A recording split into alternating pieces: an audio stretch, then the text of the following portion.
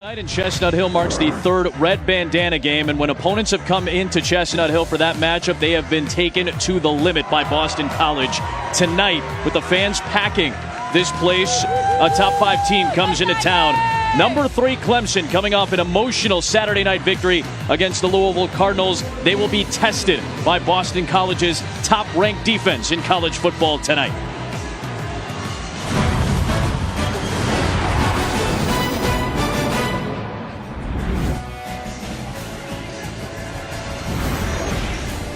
Welcome to Chestnut Hill, and you're watching the ACC on ESPN.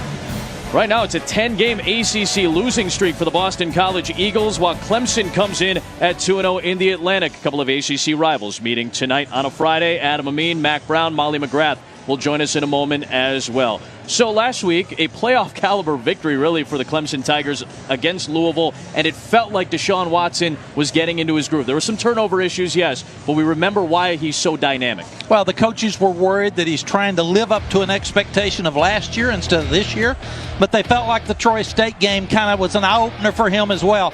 Deshaun Watson is the real deal. Only guy in FBS to ever pass for 4,000 and rush for 1,000. He can beat you with his feet. He can see when nobody's open, he pulls it down and starts running with it. And that's really tough on defenses because they'd rather have him throw it instead of having the dual threat. He also is a guy that when he's back there, he can step up. And this is something I saw Vince Young and Colt McCoy do at Texas all the time at him. He pulls the linebacker, he pulls the corner up, he throws it over their head, gets it inside the 10, moving for the touchdown. The thing he can do, though, that really kills you, if you start putting too many in the box, you go one-on-one with their big receivers outside, he can throw the deep ball perfectly and pinpoint accuracy and get that arrow that he's trying to shoot to get to the championship at the end of the year. He is a great football player. Now, obviously, it's a short week. They were beat up against Louisville the other night. So, Molly McGrath, how does Dabo Swinney get this team energized for a Friday night game? Well, Adam, it's funny. I was on this very field in 2008 when Clemson beat Boston College in Dabo Swinney's first win as the Tigers head coach. And he gets emotional when recounting that night and has been harping on the importance of this game all week, telling his players, win number 1 was in Boston. Now let's go get win number 81. He still has a photo of himself in the visitors' locker room after that first win, and even had players from that 2008 team, Jacoby Ford and CJ Spiller, come to practice this week to talk about how special it is to play in Boston. And this is a rivalry game, guys. The winner receives the O'Rourke McFadden Trophy, and Swinney said in 2008 it felt like a championship trophy to him, and he doesn't want to have to give it back tonight. Molly, that was his first trophy as a head coach. That was the first year it was doled out in 2008. An ACC road test for Clemson tonight. And our friend Juanis takes us to break.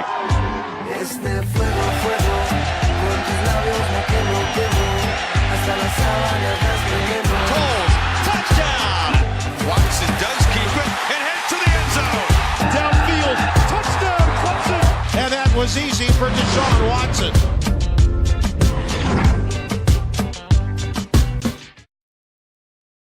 Bandana game, the representation of a guy who was committed totally to service for others, who laid his life down for service for others. It's a special place that you reside here at BC. It's special, and what you have to do to honor that is play together. That's what we ask you to do, to bring the best out of each other, to count on each other, to love each other, to drive each other, respect the game, and have great faith. There's nothing more powerful than that. An emotional Steve Adazio as Boston College takes the field for the third annual Red Bandana game commemorating Wells. Meanwhile, Clemson coming off the short week and taking the field here at Alumni Stadium in preparation for a tough ACC road test. Boston College trying to pick up a much-needed ACC win, and obviously tonight would be the signature of signature wins if they could pick it up against the third-ranked team in the country in the Clemson Tigers. Boston College, They deferred, so Clemson will get the ball first. But when we see Boston College's offense, they call themselves a running back by committee. And if you want to beat a top 5 team, you got to possess the football because Clemson can be explosive. You got to hold on to this thing. It's going to be up to these guys. Adam, Boston College got a hope tonight that Clemson's a little flat because they had such an emotional game and a physical game last Saturday. Short week. So they want to jump on them, try to drag this thing into the fourth quarter with a chance to win, be physical in the running game, take some shots in the passing game, and probably stick an explosive play in there out of a trick play. Has not beaten Clemson yet, Steve Adazio, in his time as the head coach at Boston College. The Tigers have won 5 straight and 7 of the last 8 meetings between these two teams.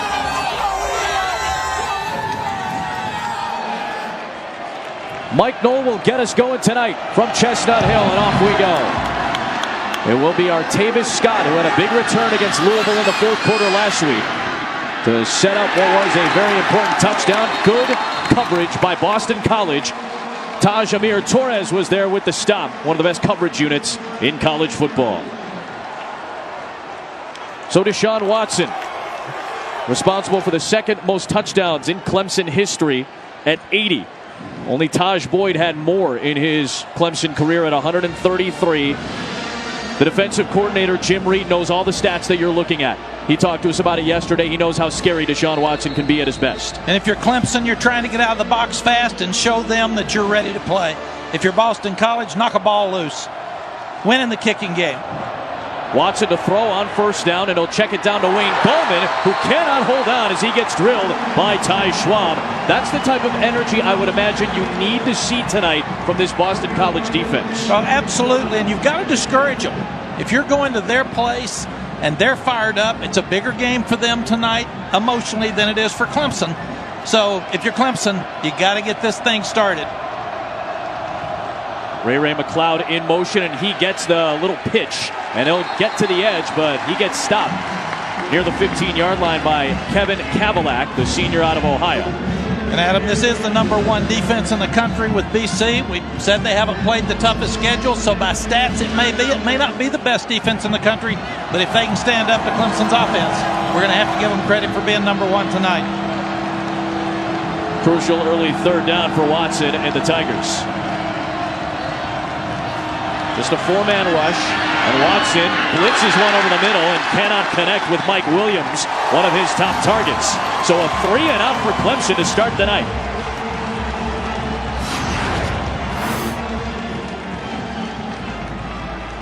They manned up. They looked like they were going to be pressure. They ended up just rushing 4. But one of the things that makes you feel like you're probably not as focused is drop passes. And one of the best receivers at Clemson dropped the first pass of the game for him. So it's punted away by Andy Teasdall, an excellent field position at their own 47-yard line for Boston College. It's Tyler Rouse making the fair catch signal. So now Patrick Tolles, the 2-year starter at Kentucky, the graduate transfer who comes in to a pro-style offense, a big-bodied pro-style quarterback with a good arm, takes over the reins in the last 2 weeks. Against lesser competition, he's looked sharper. Well, and here's a guy that's 6'5", he's 250 pounds. He runs a 4.5 40, so he's the real deal. Just got to be consistent tonight with his passing game. I formation to start the night with John Hilleman, the lead rusher, the tail of the tandem. And Tolles on play action. We'll check it down to Hilleman. And in space, he gets grabbed by Ben Boulware, who was named the National Defensive Player of the Week by the Football Writers Association. He's one of our impact players tonight. Well, Ben Boulware had 18 tackles last week at him. A fumble recovery, a deflected pass. This guy is a beast. He's all over the field. And for BC to hang in here tonight and have a chance to win, #6 wide receiver Jeff Smith's got to get some explosives and get deep. And he was a quarterback in the spring, so he could throw off a trick play. On second down, here is Hilleman, and Boulware is there to help shut him down at the Clemson 48-yard line, along with Corinne Wiggins. So third down for Boston College coming up. All the stats are not very good on the offensive side for BC. They haven't really been the last couple of seasons. Last year, there were a lot of injuries. This year, they're trying to work with a new quarterback. So do they have some level of consistency tonight to stay on the field? 3rd and 4 here. They've got a real short margin for error, so they've got to stay on the field on third downs, and Clemson has to get off. this will be a key part of this game. Tolles under pressure.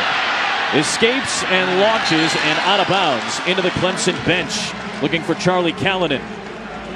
Good pressure by Carlos Watkins, one of those big front guys for this Clemson front seven that's been really good this year. Yes, one of the concerns was the young offensive line at BC.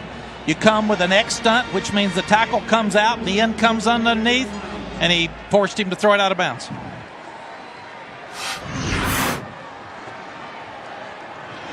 But Mike Knoll will punt it away to Ray McLeod. And he mutts the football inside the 10, and it looks like the Eagles have it. And a special teams disaster for the Tigers to start. Rolling on the field is a muff punt recovered by Boston College first down. John Johnson was there to scoop it for BC after McLeod could not corral it. John Johnson's one of the better defensive backs in the ACC. Ray's got great hands, but again, just a little bit off that focus. And we said, when you're going on the road after an emotional win and a physical win like last week, you're just not quite there. You don't have as much focus in this game as Boston College, because you think, they beat Buffalo, it's no big deal, we're going to win the game. Only way for Clemson to lose is special teams errors and turnovers. And we've seen Mike Williams drop a pass, and we've also seen a punt that was dropped. John Hilliman churning his way to the 6-yard line, burrowing into that tough Clemson front. Boston College 0-2 in ACC play. They have losses to Georgia Tech in the opener in Dublin, a game that they clearly could have had according to Steve Adazio. Then they lost to Virginia Tech 49-0, which was quite the anomaly. And Coach Adazio knows they don't need 3 points here.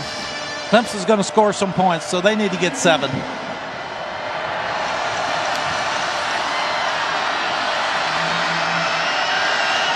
Tolles will back into that pistol set on 2nd and goal. Hilliman, good stop right up the middle by Kendall Joseph, the middle linebacker, a redshirt sophomore, their top tackler this season. And Clemson is so good on defense, especially in their front seven. We talked to Coach Adazio yesterday. They're really inexperienced in the offensive line at Boston College. He knew that wasn't a very good matchup, so they're going to have to figure out how to get some explosives, maybe a trick play to get in the end zone. Brent Venables in his 5th season, outstanding defensive coordinator. Did give up 568 yards to Louisville last week, but that was still a decent performance considering how explosive Clemson was on offense. On 3rd down, Tolles rolling, looking for the end zone, and it's incomplete. It'll bring up 4th down, and BC unable to do much with the 1st and goal. Will still have a shot at a field goal. Scott Loeffler, the offensive coordinator for BC, was smart. He moved the pocket, trying to get outside. It was very, very difficult to get outside when you got Christian Wilkins, a big 300-pound defensive end, turning him up. But they covered him like a blanket. Brent Venables is really, really good at what he does. So a 21-yard try for Mike Knoll, who's taken over the kicking duties, and his first field goal attempt in a few games is good. And Boston College takes advantage of the muff punt by Ray McLeod. When McLeod had that dropped punt return against Troy, loses some focus on this play, and BC cashes in to take the early lead.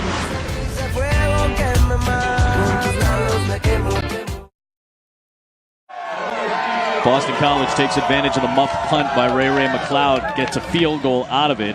Clemson, remember, coming off that spectacular 42-36 win against Louisville, where the defense was out there for 99 snaps. Ben Boulware was out there for 95 of them. A grueling game, and Clemson looking a little unfocused to start this night. Artavis Scott takes it out to the 25-yard line, and it goes the same, Molly, for the offensive side of the football as well for Clemson. Yeah, that's right, Adam. Deshaun Watson told me he was mentally exhausted more than anything after that Louisville game. He spent extra time in treatment and cold tubs, but he told me he feels 100% tonight. He said the key for him is to be more consistent, more disciplined in his decision-making, especially against a smart physical defense like BC. Ben Boulware and Kendall Joseph were roommates. They said they were going to get in an ice tub last night. They were so sore. And that's Thursday after the Saturday game. Yeah, really a tough week for them. From the 25-yard line, Watson swings it out for Artavis Scott. They like to use him in space. And BC rallies to the football at the 31, led by Wyatt Ray. Impact players on this side of the football, Mac. Well, Clemson wants to run the ball tonight and be physical, so that's number 9, Wayne Gallman. Big, slashing, violent running back. They've got to establish the run.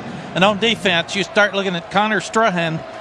He's a violent player, had 12 tackles against Clemson last year in this football game, and he's got instincts, he's tough. He'll have to stop that double-headed monster tonight for Clemson. 4 receivers in the pattern here for Watson, and it's bobbled and controlled by Scott right at the sticks and has enough for the first down at the 35 in front of Ty Schwab. Artavis Scott had 10 catches against Boston College last year in a 34-17 Clemson victory. 2 years ago here at Alumni Stadium, it came right down to the wire. And had Tyler Rouse not dropped a would-be touchdown from Tyler Murphy in the end zone in the final 3 minutes, BC may have come away with a victory. Watson on the move with his feet, and he takes it to the 41-yard line. Knocked down right there by Matt Milano, the strong side linebacker. Watson last week, a season-high 91 rush yards against Louisville. Yes, and they're going to run the ball up inside. They're going to be physical, but then he's going to get on the corner. He had a great block that time out on the corner by Taylor Hearn.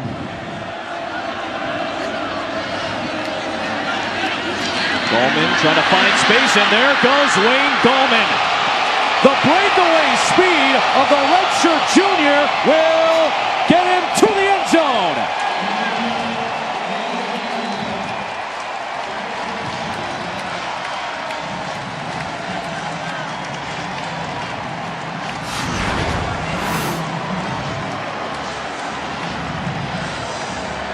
This is what happens when you've got your quarterback outside. You throw it outside, and then you run it up inside. Deshaun Watson, the lead blocker there, as he knocks it through for Gallman. Gallman's got so much speed at 210 pounds. He outruns the BC defense for an easy score. Tough for BC to get in the end zone. So easy for Clemson because they've got so much speed. Greg Hugel on for the extra points. When Boston College upset USC in the red bandana game a couple of years ago, they held USC's run game in check. They're going to have to do that tonight against Clemson, but that's a 59-yarder for Wayne Gallman, the longest run of his season, and a score for the Tigers to take the lead.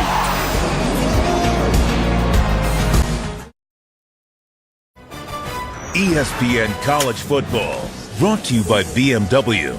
We only make one thing, the ultimate driving machine. And Chick-fil-A, we didn't invent the chicken, just the chicken sandwich. Our Tom Rinaldi was on the BC campus yesterday discussing his book, The Red Bandana.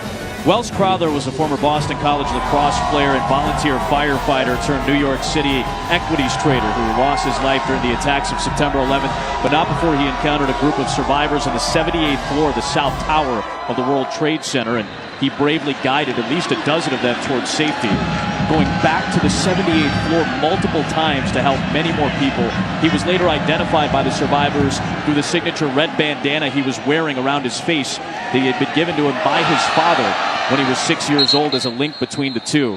His dad Jefferson and his mom Allison, as well as the Crowther family, are here for the third red bandana game. You may have seen the feature, The Man in the Red Bandana, was produced by Art Drew Gallagher, a BC grad as well. If you haven't seen it, I highly suggest it. Admittedly, I watched it again last night. It was tremendously emotional. I have no shame in admitting that I cried severely watching it. Just the emotion that's involved here of obviously the helmets, the shoes, accent marks for that red bandana on the uniforms and in the crowd tonight as well, as BC takes the field for the third red bandana game. Patrick Tolles from the 25-yard line, off play action. This guy can run. He did it a lot at Kentucky, and he gets spilled at the 32.5 by Kendall Joseph, inside linebacker, after an 8-yard run. And he's going to have to run tonight because they can't protect that big, strong, quick Clemson front. They just can't get there. Those guys are really tough, and we've got a young guy in there at left tackle, Sam Schmal, that hadn't played very much. So it's going to be a tough night for him. They're going to have to move the pocket, and they're also going to have to probably chip getting the running back to help the tackles. Penalty marker thrown. Number 74, 5-yard penalty, second down. It was Jimmy Lowry, the right tackle, as Jeff McConaughey, our lead official for this ACC crew, gives us the first penalty marker of the night. BC was trying to tempo it up a little bit. Out of the huddle, they were trying to hurry up to the line and get a quick snap, and Lowry got tagged. They've got to try to do every little thing tonight to get an advantage, and the guys have to sit in there. And one of the things Coach Adazio talked to us about yesterday, these guys know Clemson has great players. They've got great speed, so sometimes they press too hard.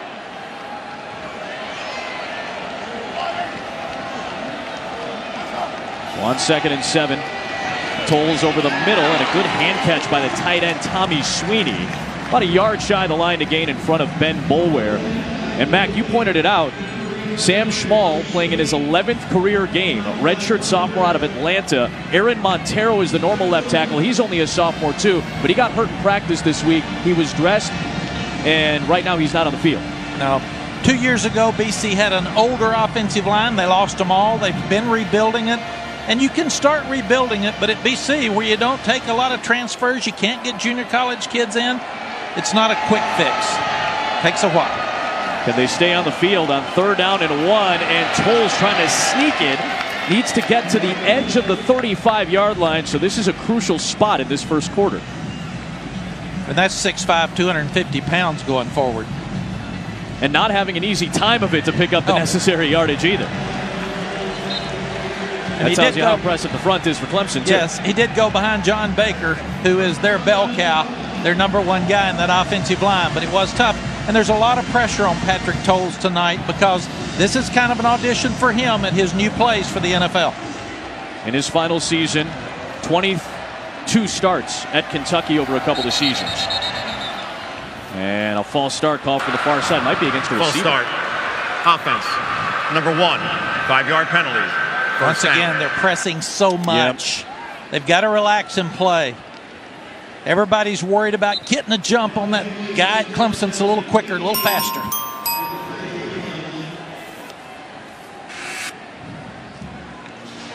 Alabama and Arkansas from Fayetteville, 7 Eastern on ESPN Saturday night primetime. BC grad Joe Tessitore along with Todd Blackledge and Holly Rowe on the call for that one. Run blitz from Clemson, and buried in the backfield is Davon Jones. Dexter Lawrence timed that up beautifully, and that extra run blitz look really got the front of BC confused. Yes, at Texas, we played against Brent Venables' Oklahoma defenses every year, and he loved the linebacker cross blitz. So he'd bring the one linebacker inside, he'd cross the other guy, it screws up your line blocking schemes. I've seen that and yelled at a whole lot of line coaches and a whole lot of offensive linemen at Texas for letting that guy come free. Cross blitz and the double A-gap blitz, you told me, were staples of what Brent Venables does on defense. What he loves. Screen it out wide for Tyler Rouse, and great rally to the football by Clemson, led by the cornerback, make that safety, Van Smith. Perfect gang tackling in space. This Clemson defense is so good. I think I was more impressed by Clemson's performance against Georgia Tech on defense than anything else because of that triple option look. This is kind of the same method. You want to pound it against their defense, and they defended it very well on a Thursday night a few weeks ago. Got to get some penetration against the option, and they did just that against Georgia Tech. They never let them get in the game. Forcing a 3rd down and long for Boston College. Now you go man coverage. Yep, they're only rushing 2 with a couple of spies on Tolles. Looking downfield, and with a flag thrown, he'll launch it away, and likely will be a holding penalty that would be declined by Clemson.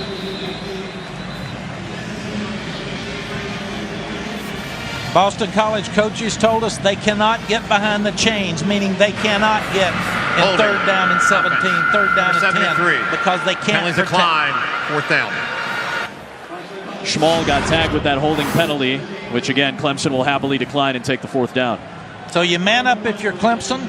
You're trying to block Farrell, the redshirt freshman, the 6'5", huge, he can run, and you just can't possibly do that with a young offensive tackle in Schmall.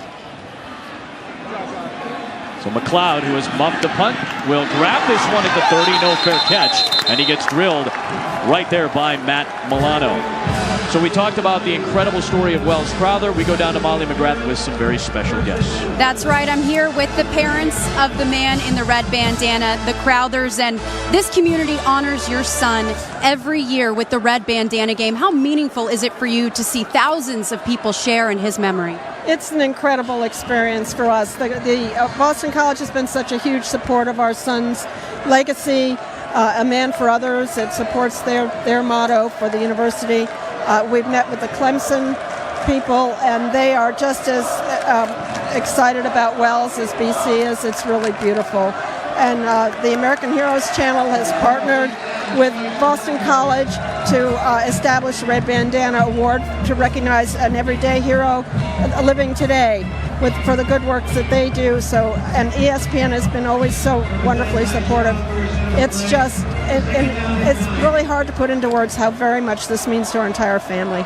And I hear that you met Clemson's head coach, Dabo Swinney, before the game. Can you please tell me about that? Yes, we did. He was very gracious. He presented us not only with beautiful, kind words about our son and how inspired his team is, but also he presented us with a team helmet signed by all the players and not just signatures, wonderful words of love for Wells as well.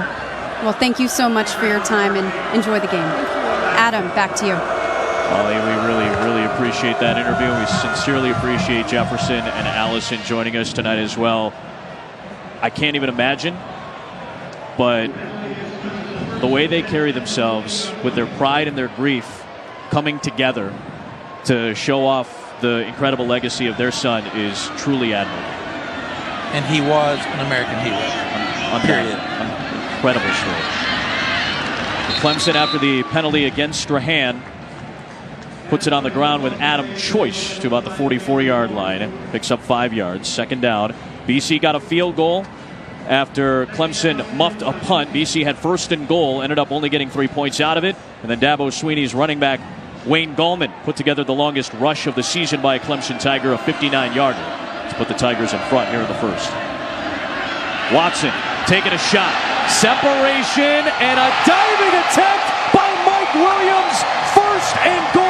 Clemson, rack it up for your highlight reel tonight. 50 yards.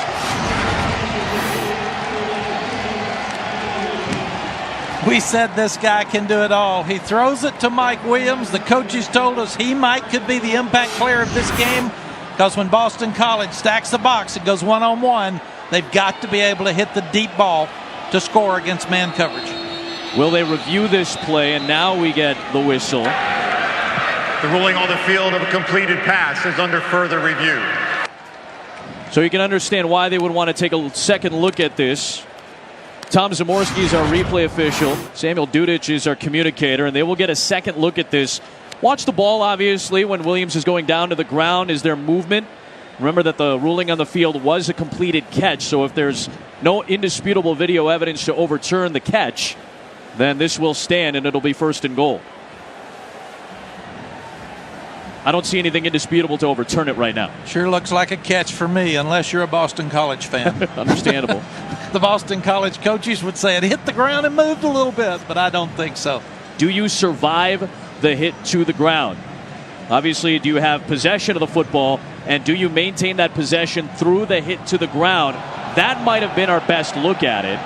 They do put the replays up on the video boards here at Alumni Stadium, so naturally the fans will react as they will. After further review, the ruling on the field stands. First down. So that means no indisputable video evidence to overturn the catch. It's funny, on the video replay, all the Clemson fans says it's a catch. All the Boston College fans said he dropped it. Of course, the ground clearly knocked it loose. So it ends up being the longest pass play of the season for Clemson at 50 yards after the drive where they had the longest rush of their season so far. It's where they're so hard to defend. You got Gallman inside. You got Deshaun Watson running and throwing, but he can also throw it deep. And now they spread it out with Watson in the empty, set for a draw play. And trying to outrun the Boston College defense to the pylon. He will for a touchdown. A penalty marker is thrown.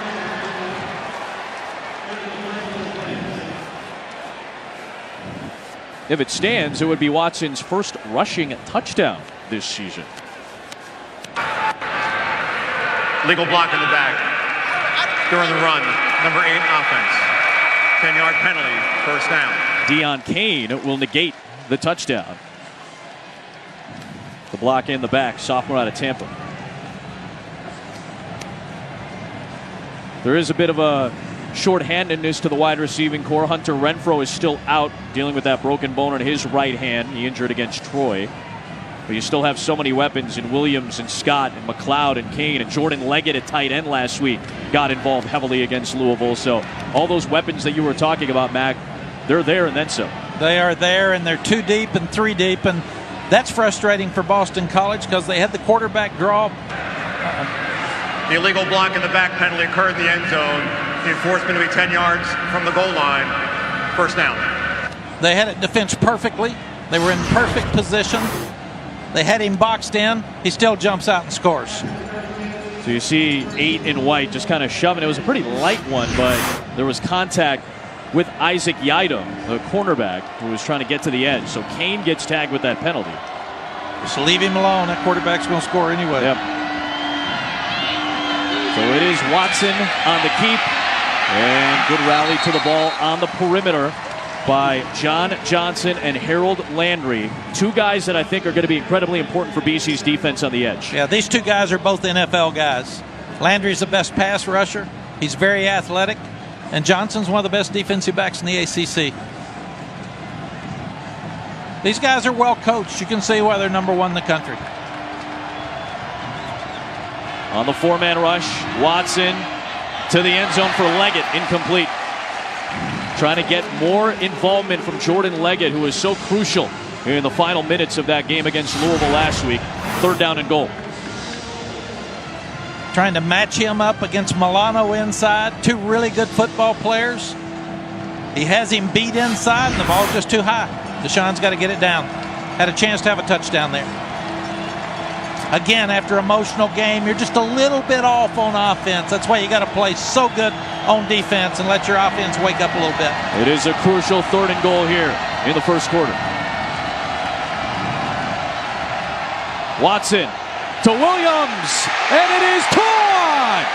Touchdown Clemson, Mike Williams bringing it down. 6'3", 225 pounds, reaching high over Gabriel McClary. Really good play call. Little slant and go. It's a double move. He faked it to him, throws it up high, get it to the eyes or above in the goal line. Williams jumps over McCleary for the score. Good play call, better execution. So Greg Hugel is on for the extra point.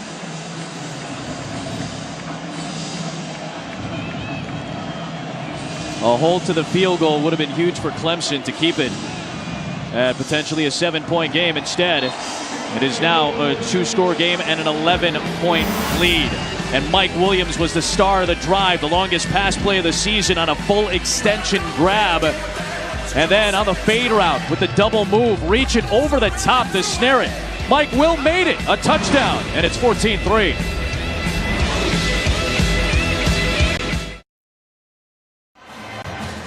Hey, nice win for Indiana last week. They knocked down Michigan State on the road, and now they got an even tougher test because Ohio State is looking like a world beater right now. They've beaten Indiana 20 in a row, and they're blowing teams out. Saturday at 3:30 on ESPN, the ESPN app. Brock Heward, Allison Williams, and a BC grad, Bob Wischusen, on the call tomorrow. And don't think for a minute that they haven't used that win over Michigan State last week to get these Ohio State guys excited. Absolutely. Super win for Kevin Wilson in Indiana. Hugel for Miles Willis, and out to the 25-yard line. Clemson getting big plays tonight over the top. They can run it. They can throw it. They protected the blitz. They're against man-free coverage. You can see William Harris, number 8, the free safety. He starts and opens to Mike Williams. Turns back to the inside. Then he can't get back deep, and what a throw by Deshaun Watson. He's the whole package. I can see why people are talking about him maybe being the best player in America. He can run. He can throw. He's a great leader. and he's got the ability to throw the deep ball, which is hard for quarterbacks to do. So from the 25-yard line, Patrick Tolles recognizing the pressure that Clemson shows. And Clemson backs off. Why, I love this chess match. What a play by Cordray Tankersley, the cornerback, came charging in for the TFL, but Tolles checks, and then Kendall Joseph checks, and they make the play. Yeah, what a great game plan they've got here. The linebackers are up inside, and they come back. It's an unbalanced line. They bring Tankersley from outside, and he penetrates and hits the tailback before he can get to the line of scrimmage. Brent Venables has this team on defense coached up so well.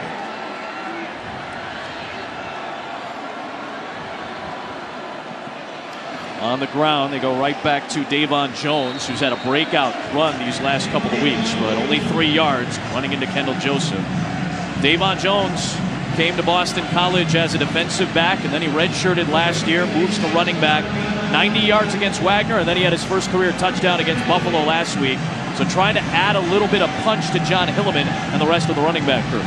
Yes, they said he hit the ground running, which I guess he would as a defensive back, but now you're back in a 3rd down and 8. With a lot of problems up front trying to protect. So will Clemson come after them? I think here they probably play man coverage and drop 8. They've only got 3 down linemen here. And a typically 4-3 defense, and that's all they rush. So Tolles trying to find a window. And he rockets one up the sideline, but he was looking for the tight end Tommy Sweeney, who could not corral it in bounds. Just 1 first down for Boston College so far on 4 possessions. They have not given Patrick Towles a chance to set his feet. Nope. And they haven't allowed him to use his feet to make a first down. So Clemson's defense has dominated this game so far. And I promise you, Ray Ray's going to look it in because Coach Sweeney has been on him on the side, ever since that ball was dropped. Short punt here by Mike Knoll, who's handling all of the kicking duties, and it takes a great Clemson bounce back towards midfield. So it ends up being a net punt of just 24 yards. Big games tomorrow. Alabama, Arkansas, Florida State, Miami. You've got the noon games coming up, too, that are going to be major games. Auburn and Mississippi State sliding over to ESPN. So you can watch all of it on the ESPN app and on Watch ESPN. You can download the app or go to watchespn.com today. But a major slate tomorrow. Feels like a lot of separation could happen, especially when we get to nighttime in the ACC and the SEC. Another great day of college football. Arkansas always gives Alabama a tough time at their place. You've got Auburn going on the road. Mississippi State's hungry. They've struggled a little bit early. Great field position, and Watson with the pop pass for Leggett. He had the go-ahead touchdown in the final minutes against Louisville, and his slick move will get him into the end zone for another long play. This now the longest pass play of the season for Clemson of 56 yards. The third 50-plus yard play already for the Tigers, and don't look now, but this is starting to go the way a lot of folks here in Chestnut Hill were dreading.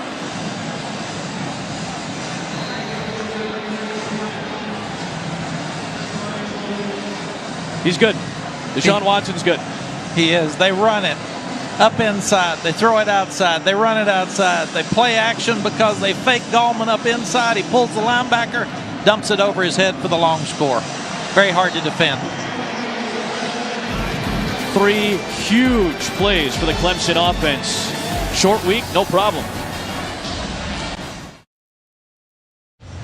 Deshaun Watson came into this week's official Heismanology poll from Joe Tessitore at number 3 behind Lamar Jackson, who, by the way, got 100% of the first place votes. That's never happened, according to Joe Tess, in the 8 years that they've been polling, and these are actual Heisman voters. It has never happened that through week 5, one guy got 100% of the first place votes. Lamar Jackson got them. Then it's Barrett. Then it's Watson. And I'm sure Deshaun Watson's going, hey, don't forget about your boy right now, because he's putting on a show tonight.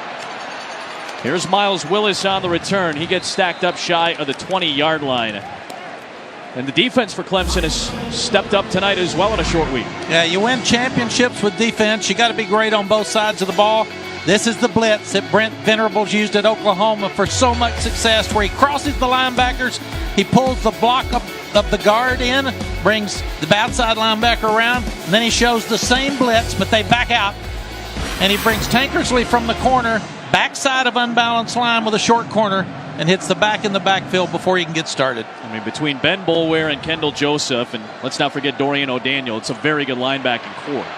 And they're missing some guys right now. Jalen Williams has been out since the Georgia Tech game with a sprained MCL. So Tolles only picks up about 1.5 yards, 2 yards on that first down run.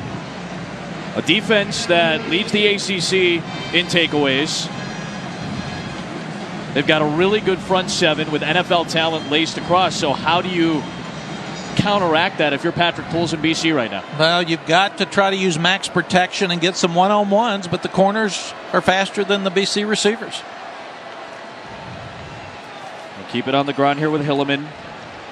And he'll surge to about the 25-yard line. So you put yourself in a 3rd down and 4. Maybe it's a long 4, but still it's 3rd down and 4. And these are yards that you have to pick up if you're BC. You got to stay on the field at this point. You do, and you're on the right hash. You're probably going to sprint to the left, and we've got an offensive lineman down for BC, which John Baker, their center, their bell cow, their best offensive lineman is limping off the field, which is not good again for BC. That's the center. You're probably going to try to get on the corner, away from the inside blitz. Try to get in some space where Tolles can run it or throw it. They've got some backups in there for Clemson in the front line right now. And it's hard for BC to block them as well. When you're too deep, it's really, really tough. So on 3rd down and short, underneath on the slant, and it's incomplete. Jeff Smith could not corral it. Had some pressure coming in from Ryan Carter, but that brings up 4th down. Well, and Jeff Smith just moved from quarterback to wide receiver in the spring. This is his first huge game. You got Patrick Tolles, who's like a rookie. He comes in here from Kentucky. Scott Leffler's trying to teach him every day. So this is a hard test for them. Knoll punts it away to McLeod, trying to get it to the sideline. Good directional kick to try to flip the field, but not much on it. A 34-yarder. That's the end of the first quarter. Timeout. So that'll take us to the end of the first quarter. Last week, Clemson had 6 touchdown drives. All of them were less than 3 minutes.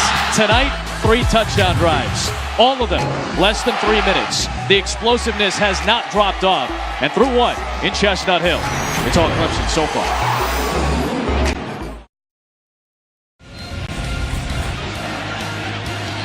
You start looking at Clemson tonight. They're so hard to stop. You've got Gallman up inside. Guy can fly, and he's 210 pounds, so you got to stop the run. Then you've got your drop back guy with good protection, man-to-man coverage. He hits Williams at 6'3", and then he fakes it up inside the Gallman. It frees the tight end Leggett for an easy 58-yard touchdowns. 3 touchdowns over the last 8 snaps for Clemson. They're so hard to stop. So 3 50-plus yard plays tonight, and all of those drives, the scoring drives, ending in less than 3 minutes, and that was all 6 touchdown drives against Louisville last week. 5 of the 6 last week were inside of a minute. And that's the type of explosiveness that you just don't see, even with the best offensive teams on a consistent basis. Well, Coleman takes it for 6. It also shows you that time of possession is very unimportant anymore with all these spread up-tempo offenses. You know 2 teams that it's going to matter to: Arkansas tomorrow night and BC tonight. Absolutely. They were hoping for it tonight as Gallman gets another first down into BC territory at the 45. Well, and Jim Reed's got a nightmare night. Do you try to put them all in the box and stop and leave them man coverage, which obviously hasn't worked? Or do you spread out and try to stop the run? Goldman's had 2 really good runs to start these 2 series. And the first-year defensive coordinator who picked up right where Don Brown left off last year. Don Brown led this team to the top statistical ranking in the country. Landry got a piece of Watson. Ball's loose, but Clemson has it back behind midfield. And a good save by Tyrone Crowder, the redshirt junior, to jump back on top of it for the Tigers. Yeah, Harold Landry's so quick. Number 7 at the bottom of your screen. He beats the big tackle for Clemson. He gets back there. He's already had 5.5 sacks on the year. This guy's had 11 tackles last year against Florida State. Really good football player. Checking on Tremaine Ankrum, the freshman out of Powder Springs, Georgia, as we check in with Molly. Yeah, Harold Landry is playing with more freedom and confidence this season. You can see that tonight. And he told me that he relied too much on play calling last year. Now he focuses more on trusting himself. He's developed his pass rushing abilities and stressed that he excels when he's allowed to get to the quarterback and is confident in his ability with those one-on-one matchups, guys. Molly, he also has Paul Pasqualoni as his coach, who's the winningest coach in the Big East. He's one of the best coaches in college football. He's coached in the pros. He was head coach at Syracuse for a long time. He's head coach at Connecticut. This guy knows what he's doing. He wanted to move his family back. He hired Steve Adazio at Syracuse. They're very close. And when he left the Texans a year ago, Steve said, come on up here and help me. And he's having a blast coaching these young guys on the defensive line, and they love being coached by Paul Pasqualoni. And not only did he hire him at Syracuse, but he basically started Steve Adazio's coaching career. Steve's 57 years old. He played at Central Connecticut. And look at this, Western Connecticut State. Then moving on to Syracuse, where these two were together for a significant portion of time. And obviously, Paul Pasqualoni had a phenomenal run, as good as anybody's, this side of the Hall of Famer Dick McPherson at Syracuse. And these two go back a long ways. Those two are two of the better football coaches in college football. And I know they're the hardest workers, because I've been around Paul, and he never slept. He popped into the facilities yesterday, saw you, and lit up like a Christmas tree. Although, to be fair, we all kind of light up every time we get a chance to see you. To the 49-yard line, Watson running into Ray Smith, and it'll be 3rd down and long. That was quarterback draw. If you're Clemson now, you're smart. You've got your screens, you got your draws. You trust your quarterback because he's older. You can take a shot here and hope you complete it, or you end up getting a pass interference call. Got a lot of playbook here trying to get down for at least a field goal. You don't say that for 3rd and 16 very often, but Clemson's got it. They're looking downfield, and Watson past the sticks, was a foot down for Kane. Out of bounds, incomplete, and that'll bring up 4th down. Deon Kane trying to snare it, get that foot down, but he's still pleading his case, and see if the punt unit comes on, and they will. And Deon Kane going airborne and clearly out of bounds. That's those assistant coaches up top. Coach, it's in! It's in! Coach! Stop the game, let me see it. And then it's not. And I said, what are you looking at? I think you wanted it to be in. It's not in. I wonder if your old friend Greg Davis is watching this right now, picturing you two going back and forth. He has heard me a few times. In fact, Jim Reed, the defensive coordinator at BC, was at Iowa last year, and he called Greg and Bobby Kennedy yesterday to say hello. We'll step aside here, 13 to go. Back here in beautiful Chestnut Hill, Massachusetts, Clemson is up 21-3, and it's not looking good for the Eagles as BC's leader of their offensive line, John Baker, screamed in frustration as medical training staff looked at his left ankle. They took off his brace, and he was in obvious pain when they put pressure on the ankle, and he limped off under his own power and is back in the locker room for further evaluation. But Adam, BC does not give injury updates.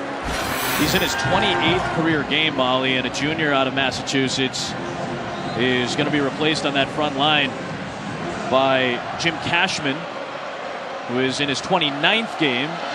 Started the first 3 games at guard this year, now sliding over to center to give to Patrick Tolles. On 1st down, gives to Davon Jones. And gets dragged down by Dorian O'Daniel after a decent 6-yard run. And fans would ask why Boston College is slowing it down and huddling up and running the ball. They can't pass protect, so they've got to get ahead of the chains. They've got to get some 2nd and 5s like this. They're sitting here 2nd and 4. They've got to get some 2nd and 3, 3rd and 2, so they're manageable downs and they can stay on the field. And it's up to this offensive line to get the push for BC. With a young left tackle in Schmall and with a backup center right now in Cashman up front. Run blitz from Clemson. And Jones trying to find a hole, and he ran into Van Smith close to the sticks. It will depend on the spot here. It looks like it's about a half-yard short. Ran a zone, had a little cutback, had some misdirection. People say, why don't you run the ball and get some trick plays? Why don't you drop back and throw it every time? If you're not blocking them in the running game, none of the other stuff is going to work. You've got to establish something. Trying to push the pile, enough for the 1st down there. Tolles on that sneak. gets the second BC first down of the night. And people have to understand, when you lose John Baker, he sets all your protections. He communicates to all the other linemen.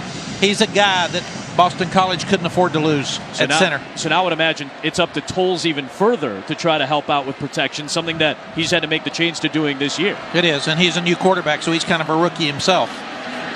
Here's a little bit of trickery on the end around for Jeff Smith, the former quarterback, with BC's best offensive play, and he puts a forearm into Van Smith as he works into Clemson territory. They faked this play the last time when they ran the zone play. So they faked the zone up inside. Jeff Smith comes around. He's got the H-back coming around to help him block on the corner. Wolford, really good block. Jeff Smith showing his speed and ability to get on the outside. I would think we'll probably see a pass off that same play before the night's over. A 26-yard play. Tolles with the throwback screen to Sweeney. And Tommy Sweeney, with good pursuit from the backside, gets chased down after about 7 yards or so. Good job by Farrell, the redshirt freshman out of Virginia, to chase him down. And what a play by Patrick Tolles. He sprints to his right. He's got the big freshman all over him. And Dexter Lawrence is right in his face. He falls back. He hits the tight end. Good play calls here by Scott Leffler. You can see power run, misdirection, cutback, misdirection, sweep, and now throwback screen. So while it's not trick plays by the sense that the layman would understand it, these are plays that are trying to get some spark going. Hilleman working his way to the 35 into Kendall Joseph. What a good play by Kendall Joseph, keeping his shoulders square, shuffling, staying behind the block of the protection of his big defensive tackle, and stepping up to make the play for very little gain. Scott Leffler, 41 years of age, the last 3 years under Frank Beamer as the offensive coordinator, now sliding over here. He's done a lot with new quarterbacks. He's had seemingly new quarterbacks at just about every job he's had and every place he's gone to. Tolles underneath, incomplete. Looking for Davon Jones out of the backfield, and Dorian O'Daniel with a good defensive play to shut it down. And BC's offense might stay out here on 4th and 2. Well, I agree. Coach Adazio's got to show confidence in his offense. He's got to make some plays to keep the offense on the field because their defense is getting worn out. Scott Leffler was actually the offensive coordinator in the Michigan game when we played him in our first Rose Bowl, in the 05 Rose Bowl. Last time he had a quarterback back-to-back years like Chad Henning. 5 of 8 on 4th down this year is BC. Tolles to throw. Bullets one from Michael Walker, and he's got the first down at the 30-yard line. A clutch catch by the sophomore to keep the BC offense on the field. So Steve Adazio keeping the offense out there, and they cash in. You can see some cross stunts by the defensive lineman going in and out. Good protection that time by the BC line. Patrick Tolles sits in there. Head coach feels good when he says, let's go for it. I have enough confidence in you guys to make it, and they make it. It's a really good job by Steve Adazio, letting his team be aggressive.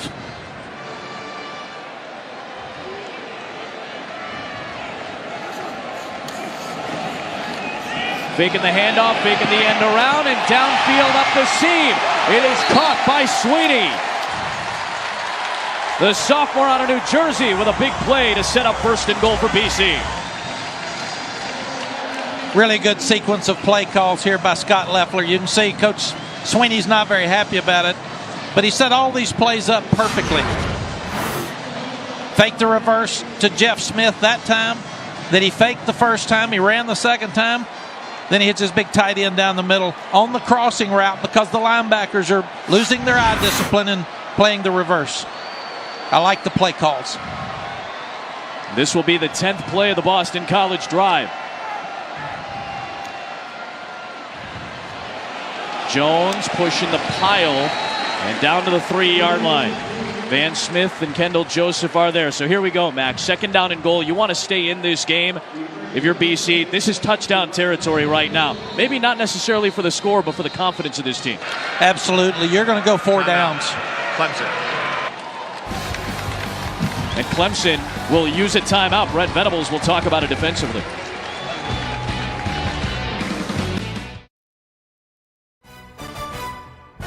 ESPN College Football, brought to you by AT&T, mobilizing your world, and Sherwin-Williams. Make the most of your color with the very best paint.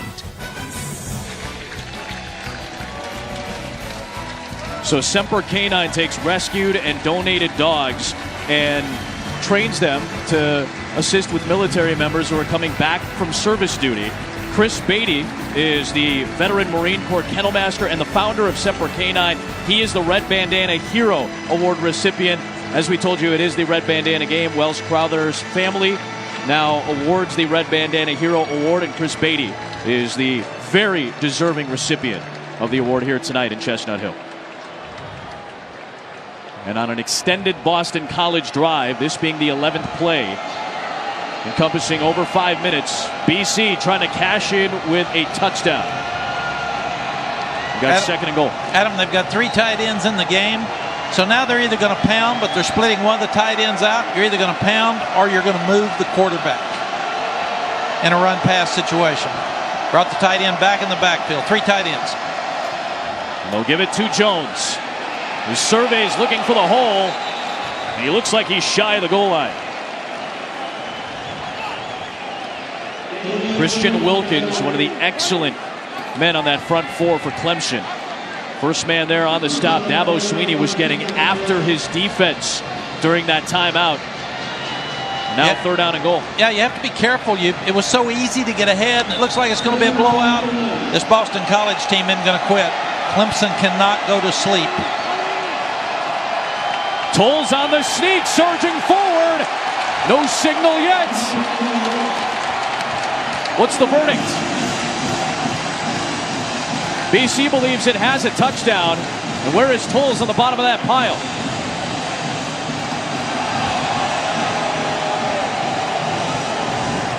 And ruled short. So now it's fourth down, and I mean inches to get to the goal line. And how do you not go for it if you're BC? Oh, you have to go for it. And I say you go quarterback sneak, because you got a 250-pound quarterback that runs 4.4, even though you got those big hogs up inside. On the snap, Tolles lost it. A penalty marker was thrown, and Clemson takes over. Cleland Farrell jumped on top of that loose ball. We'll check this flag. Offside. Defense, number 25. Half the distance to the goal, fourth down. And that is a break for BC as Cordray Tankersley was in the neutral zone. Well, it's another focus mistake. Coach Swinney is going to be so mad because that's huge. That's points. That may be the most important 4-inch penalty in the history of college football. Half the distance, 4 inches. And I don't think they'll take it away from the line of scrimmage again. I think we see a quarterback sneak with a big guy. Fumble on the exchange. Tolles gets stopped. The timing of the play got thrown off. And once again, Clemson's defense comes up clutch. Chad Smith coming in for the goal line stop. Adam, as you look at this, you've got a new center, you've got a new quarterback. The exchange wasn't good. He's starting to turn, and he pulled out to pitch it on the sweep. And Coach Swinney's popped. Great stop by the defense. Now you got sudden change. Boston College defense got to step up, hold them down here, get the short punt, and go back and try to get points. Very discouraging for Coach Adazio and Boston College. A 13-play drive that comes away with no points. And now here is Coleman. He lost his footing as he tried to make that big cut to get him out of the shadow of their own 5-yard line. You can have exchange problems with a new center so quickly. He's young. He leaves too quickly. It's a problem that every head coach in America and offensive coordinator worries about. And we said it.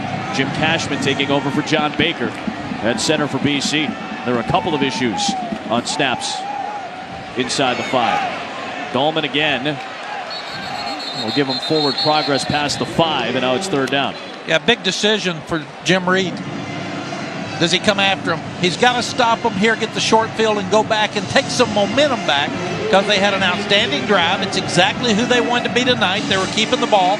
They needed points to cut it to 21-10, but this is a huge play for Boston College to try to get a stop and get the ball back. Watson moving the launch point. He can run it too. And he's going to try to get to the first down marker. Ty Schwab got him by the ankles and held him up about a yard shy of the line to gain. What an effort play by Ty Schwab. You chase him, one of the faster players in America. You know it's a critical first down. That guy is smart. He's tough. He's instinctive. But I can promise you Deshaun Watson is faster than he is.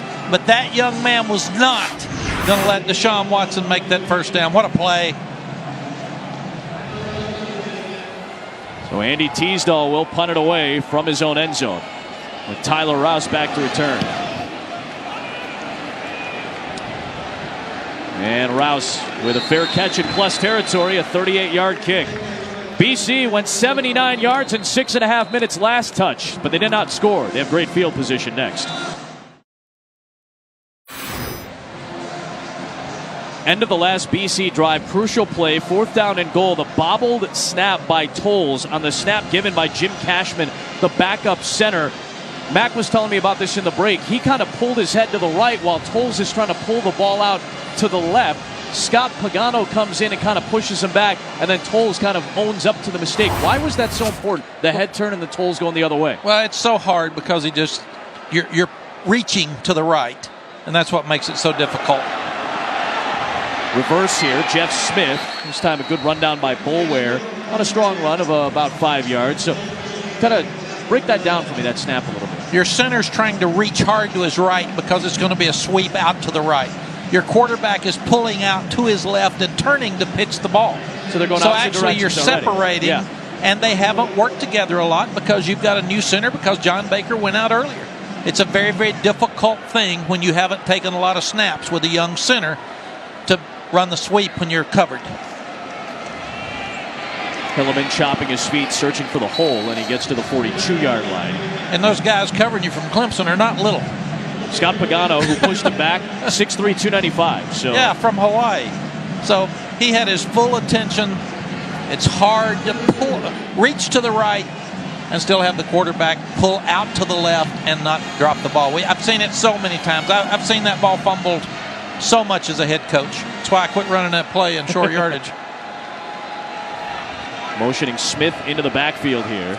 Run blitz again from Clemson. Smith, the former quarterback, will throw back to Tolles. Makes the catch, and he's got the first down. A heart-pounding pickup of the first down. Only 5 yards, but that'll keep the offense out of the field. When both those guys were competing at quarterback in the spring, Jeff throws a ball back to Patrick Tolles, and Patrick looks like the receiver. He turns inside, catches the ball, turns it up. But you're seeing Scott Loeffler turn it loose now. We've seen 2 series where he knows he can't just line up and run the ball. He's going to have to pull everything out of his bag of tricks.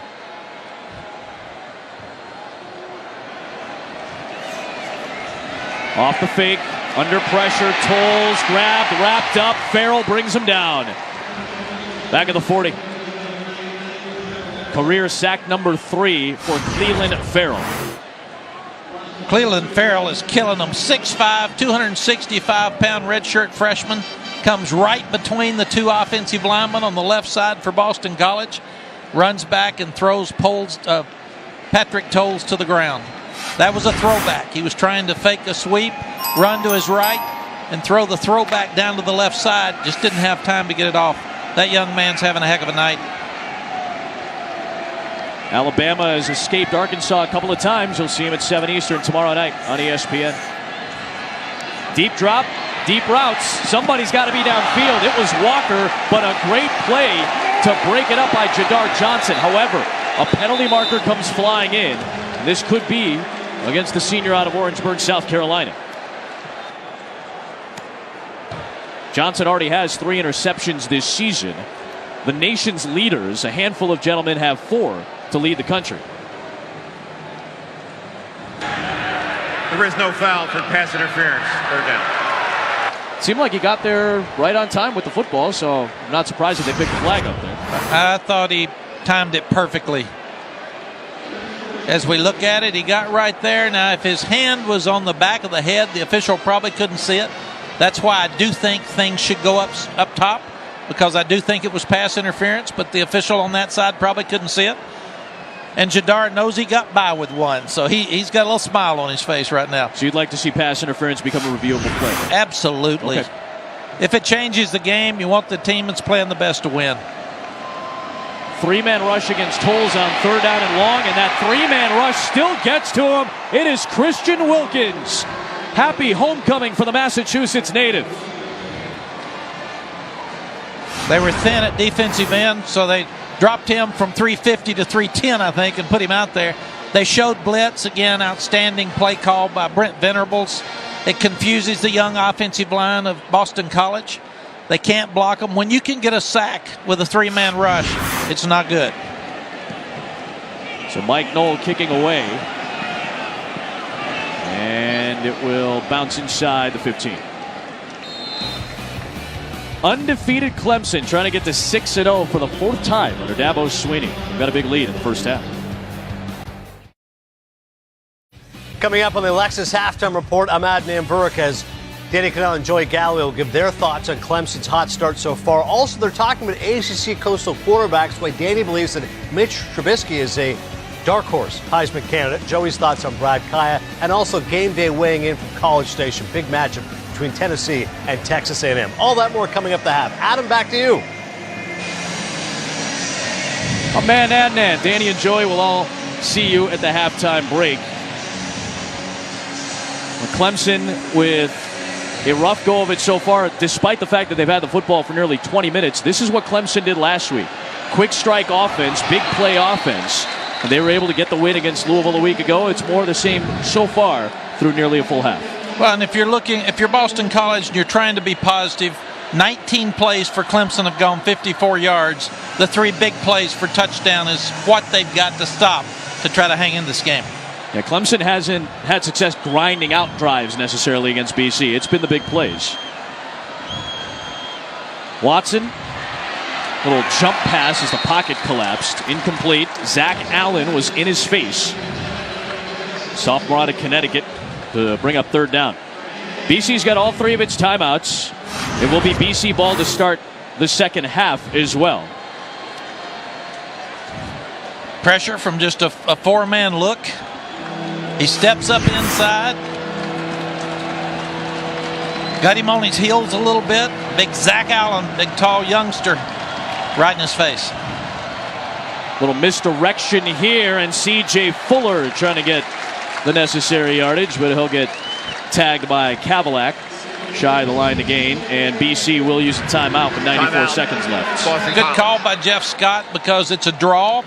And you don't want to turn the ball over if you're Clemson, because they're playing so good on defense. He said a misdirection that time. Starts to the left. Looks like he's going to sprint out. It's a delayed draw. Kevin Cadillac, 93, playing really good up front with his hands. We talked about Paul Pasqualoni as the defensive line coach, one of the best in the country. And I can assure fans that because of Steve Addazio and Paul Pasqualoni and Jim Reed, these guys are not going to let this football team quit. They will continue to play till the end of this ball game. You've got to try to get some points, though, right before the half if you're Boston College. You've been in the red zone twice, Adam. You have a field goal on the first opportunity. Second time you fumble at the 4-inch line. You've got to get some points here as you're going in before the half, and you have all your timeouts. BC has had good returns the last few weeks, but penalties have killed them, including getting rid of a kick return touchdown. Rouse will let this one bounce, and a decent Teasdall roll inside the 35 to flip the field. So we talked about number 1 Alabama, number 16 Arkansas, biggest test of the season so far for these two teams, it feels like right now. 5th time that they're meeting when they're both ranked. So a big game here in Fayetteville, Arkansas.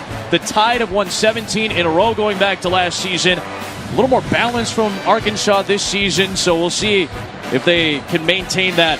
Alabama defensive coordinator Jeremy Pruitt said that Austin Allen is the best quarterback that Alabama has faced so far this season. That was from Joe Tessitore, who was in the meetings today. On 1st down and 10, there goes Rouse, and a powerful run from Tyler Rouse out across the 45-yard line. Great job up inside by the senior, Tyler Rouse. He's a captain. Now they're going to go no huddle, 1-minute offense, trying to get down and get points, take some momentum into halftime. Still have 2 timeouts with which to work. Delayed blitz coming on Tolles, and into a tight window, it's Sweeney for another 1st down. Last 5 minutes of the half is critical. Coach Sweeney does not want Clemson to give them points going into half, and then they take the ball coming back out. Low snap. Tolles recoils and launches, taking a deep shot downfield, and it is broken up. Great play by Marcus Edmond, who had that big play against James Quick to close out the Louisville game last week. He's able to deflect that ball away from Smith. Here's Edmond as a junior. We haven't even heard of some of these guys, and they come off the bench. He's a backup, jumps up and knocks it loose. Clemson does not have to rebuild. These guys have done one of the best jobs in the country of just replacing the guys and going right back to being the great team they were last year. Just new faces, same results. Delayed blitz again on Tolles, who pumps and launches. Dangerous pass late to the sideline, and it's incomplete for Walker. You don't want to throw late. You don't want to throw late to the sideline. He did both those things and nearly got a huge gain out of it. Well, and Joe Rich got one-on-one blocking along with Carlos Watkins, big defensive lineman from Clemson, and that's unfair. He can't block him one-on-one. Britt Venables is doing a good job of looking like he's going to bring 5-man pressure to get him one-on-one blocking and then backing out, and still making some of the Boston College linemen try to protect against guys that are just better than them. BC 3 for 11 on 3rd down so far. 5 in the pattern, underneath to Davon Jones. Can he get to the sticks? He will. 1st down out to the 29-yard line. Kendall Joseph chased him down, but it is enough to move the chains. With 32 seconds left, the clock does stop to move those chains. Still 2 timeouts with which to work for Boston College.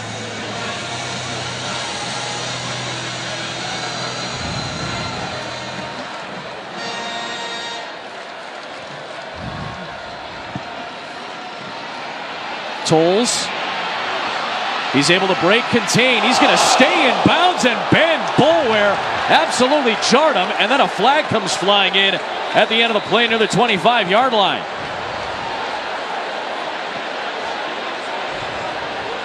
Patrick Tolles got outside and then ran into Ben Boulware when he made that cut.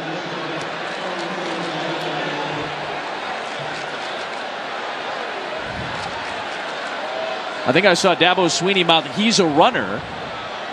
And Tolles was well past the line of scrimmage, and indeed that is the case. I didn't see any indication of a slide. Targeting.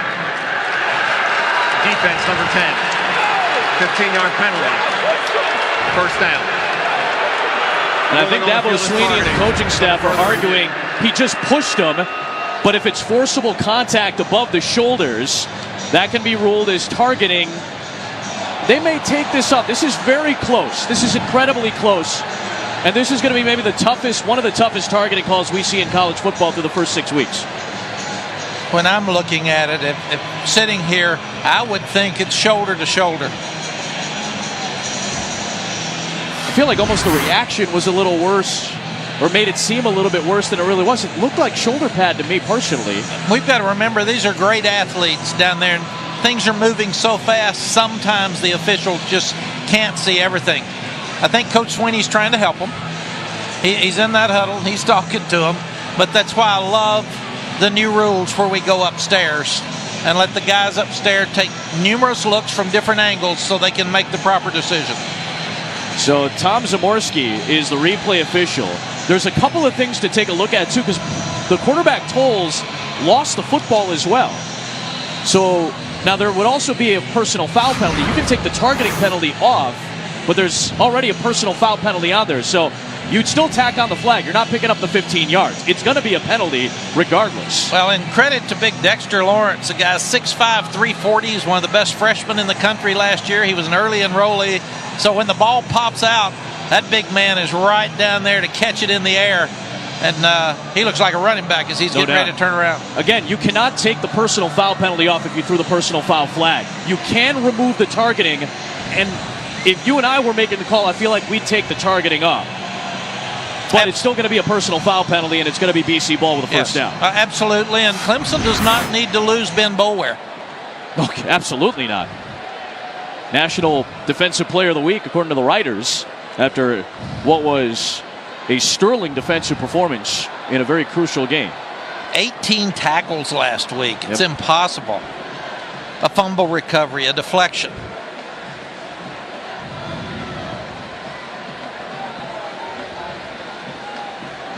So again, targeting is forcible contact above the shoulders. That looked like shoulder contact from Boulware. Now the ball came out loose, but the flag was thrown anyway for a personal foul with targeting. You can remove the targeting, but you cannot take the personal foul flag away from that play. And your quarterback becomes a runner, and he was not trying to slide. So that would be the other part of this that's very important. Yeah, I think at one point Dabo Swinney was arguing, well, he's not a runner, but that had little to do with the penalty perhaps being thrown. Yeah, he's not defenseless. I mean, he was running. And I'm impressed with Patrick Tolles in the way he's fighting as a quarterback. This is taking a long time. I would imagine they're making sure that the personal foul penalty is still intact. I would imagine that's why this is taking as long as it is. After further review, there is no targeting. Number 10 is not disqualified. The result of the play is a fumble recovered by Clemson at the 24-yard line, first down. So Clemson indeed gets the clear recovery with Dexter Lawrence. Big Dexter shows all you young linemen out there, hustle, sprint downfield. You never know when a ball's going to pop out. So again, no targeting on the play because it was not forcible contact above the shoulders to a defenseless opponent. And now I imagine Steve Addazio is asking our lead official, Jeff McConaughey, why it's not BC ball because of that personal foul penalty. Because they threw a personal foul penalty with the targeting. So I'm a little bit surprised that they didn't leave that ruling in to play. And as a head coach, you got to fight for your team. Those kids want to see you fighting to make sure that you try to retain the ball. But again, the crucial portion of that was, and a good job by the replay official, there was a clear recovery on the play. And now Brent Venables is talking to Ben Boulware about it as well. And Boulware is going to say, well, what did I do? They didn't even throw a flag on me for targeting. And I'm sure Brent's saying, tackle him. You don't have to hit him with your shoulder. Stay out of the mess. He's saying he's in space. You shouldn't even have been in a position to be questioned. And Steve Addazio is still pleading his case to Jeff McConaughey.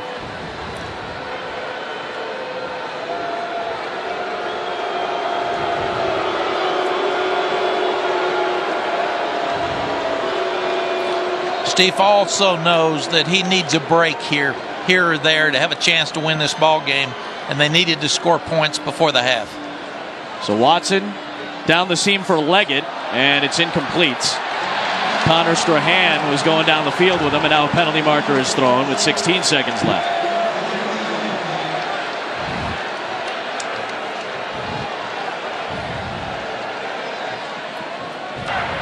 Pass interference, defense, number 14, 15-yard penalty, first down. And I imagine Steve Addazio is tea kettle steamed right now.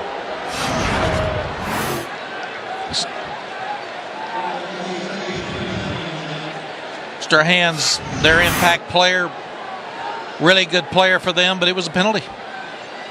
He was all over him. Watson trying to get outside the pocket, and he'll fire. It is caught by McLeod. Clock will stop to move the chains. It is a first down, but Dabo Swinney will use one of his two remaining timeouts. So Clemson is trying to put the pedal to the metal. Clemson. Try to get a score before the end of this half. Well, there are 6 ranked teams in the ACC in the top 25 right now. One of them is Clemson. They're in the top 10. Miami is in the top 10, and Florida State's in the top 25 as well. Remember, the Seminoles have won 6 in a row. But despite all of the weather issues that we've had in the Southeast, Florida State and Miami look like they're going to be ready to go for Saturday Night Football. Absolutely. We want to make sure that we put thoughts and prayers to all the people that have been in harm's way with the storm, and hopefully everybody in Miami is safe. But this game has been one that everybody loves to watch throughout college football history. You go back and look at it. Florida State's on a run. They struggled last week. They'll be ready to play. Mark Richt's got his team rolling. This is one I can't wait to watch tomorrow night. Should be fun. Brad Kaya has been really sharp. Florida State's pass defense has not been very sharp so far this year. Miami, #1 defense, along with this bunch in the country, hadn't played a great schedule, but they've sure played well. Watson down the middle. Man gets loose. Deion Kane trying to get down now with the clock winding down, but it looked like he was not able to get down before the clock ran out, so BC will avoid giving up any points to close out this half.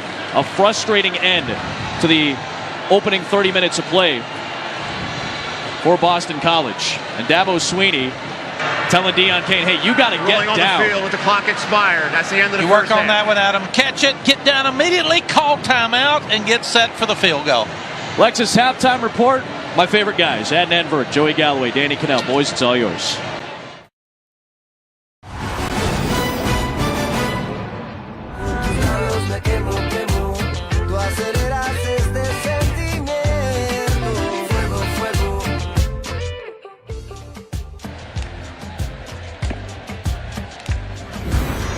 Welcome you back to the ACC on ESPN from Chestnut Hill, Massachusetts, and Boston College down by 18. They'll get the ball to start half number 2. Tight game for the first several minutes. Boston College had some chances, just could not cash in with a touchdown in that first half. As we welcome you back into the broadcast booth. Adam Amin, Mac Brown, Molly McGrath in a moment as well. BC wants to grind things out. Clemson hasn't been able to really get it done through the grinding process, so hey, we're just going to beat you a lot down the field. And that was the name of the game for Clemson in that first half. Yeah, Coach Swinney won't be happy with the inconsistency on offense because he wants to be consistent, not just have the big plays. And you look at what Clemson's done tonight. Gallman's tough. He's a big, strong runner. He's fast. He bounces outside after coming inside. And then one of the best players in the country, Deshaun Watson, throws it deep to Williams for the touchdown. And at the end of the half, they throw to Kane across the middle. He's got to get down. You got to get down immediately unless you score. You can see Coach Swinney going crazy because that cost them 3 points at the end of the game, end of the half. And again, Clemson only had the ball for 9+ minutes, but like they did against Louisville last week, it was quick strikes, long strikes. 3 50+ yard plays, 2 of them were good for touchdowns. One of them set up another touchdown. So BC ball to start half number 2, and Hugel will get us started. Miles Willis with a returnable kick. And he's had some good returns in the first several weeks of this season, but he won't reach the 25, and we'll go down to Molly McGrath. Well, Adam, Coach Steve Addazio frustrated by that call on linebacker Ben Boulware. He said he didn't really want to comment on it, though he wanted to look forward to this second half. And he did note how much John Baker's absence hurt them in that first half. He said that they are going to need some better play by their offensive line. They need to clean up some mistakes, get their run game going to get some momentum in this second half, Adam. Jim Cashman, Molly, is going to stay in at center. Again, we did see John Baker kind of shifting things around a little bit and trying to warm up on the sidelines late in that first half, but nothing doing right now. It is Cashman out there. Boulware and Pagano on the stop of Davon Jones to start this second half. I checked in with Bill Lamonier, one of our rules experts at the halftime break, because there is a caveat in the rule book where you can take the targeting penalty off a guy, but the personal foul will be left in play. But there was no additional personal foul penalty on Ben Boulware. So the only penalty available to him was the targeting. We heard personal foul with targeting. They should have said personal foul for targeting, and that was the only foul. So the flag can be removed, and there is no penalty against Boulware. There was a fumble, and there was a clear recovery. So the officials did get that play down on point. We appreciate Bill Lamonier checking in with us to clarify. This is what Steve Addazio, as Molly was telling you, was frustrated by. And again, it looked like the contact was up around the shoulder. It was just a good jarring hit by Ben Boulware, and you can understand Steve Addazio was frustrated based from his vantage point. Well, and I'm really impressed with Patrick Tolles tonight. They've been chasing him all night. Great hit by Ben Boulware, but Patrick's got to slide. Slide and call timeout, Patrick, and try to get your field goal. So now 3rd down and long, which has been the case for BC in several drives tonight. Just a 3-man rush. And Tolles trying to do it on his own, and he cannot outrun the speed of Clemson's fine defense. And this time it is Kayvon Wallace who ran him down. Sam Schmal's having a really tough time at left offensive tackle. When you've got a 3-man rush and they still can't block, it makes it very, very difficult. And Cleveland Farrell's had a field day tonight rushing the passer. Yeah, huge night for the freshman out of Virginia. Ray McLeod, fair catch, and he nearly bobbled and lost it again. Muffed a punt on the opening kick of the game. And that time he is able to hold on, and a decent field position for Clemson. So Clemson with an 18-point lead, and they'll have the ball at the 37-yard line. McLeod has had some tough hands so far. John Butchergrass, Lisa Kearney have SportsCenter at night when we're done here in Chestnut Hill. So Toronto's got a 2-0 series lead. Cubs and Giants just underway on ESPN Radio. Dodgers take game 1 against the Nationals. Indians and Red Sox in a tight series, a 2-0 lead for Cleveland so far. We'll have highlights and breakdowns of all the games, plus setting you up for the NFL Sunday and a big college football Saturday. SportsCenter at night after we're done. Watson off play action, and Artavis Scott has a first down. Immediately they get into BC territory.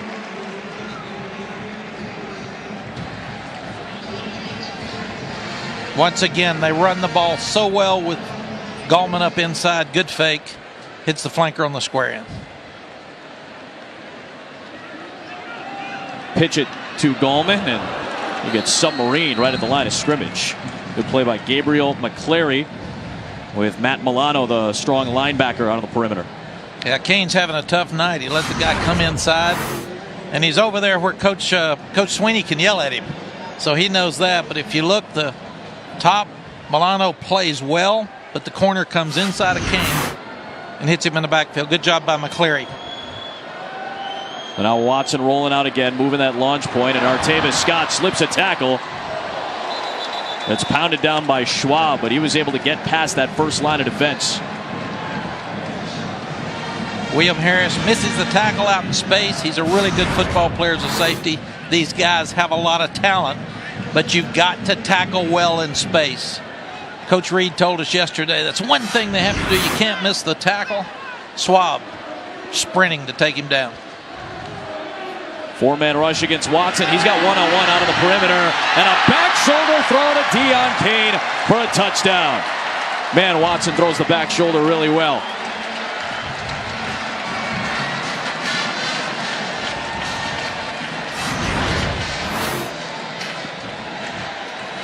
Real dilemma for Jim Reed, the defensive coordinator. If you play man-to-man outside, Kane's got height, he's got speed. Really good job separating from McCleary, and perfect throw by Deshaun Watson for the touchdown. That was a good drive.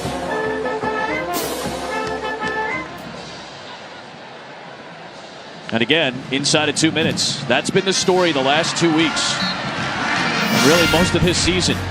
Quick strikes, quick scores, quick drives. 29 yards for the third touchdown pass of the night for Deshaun Watson to a third different receiver. This time it's Deion Kane.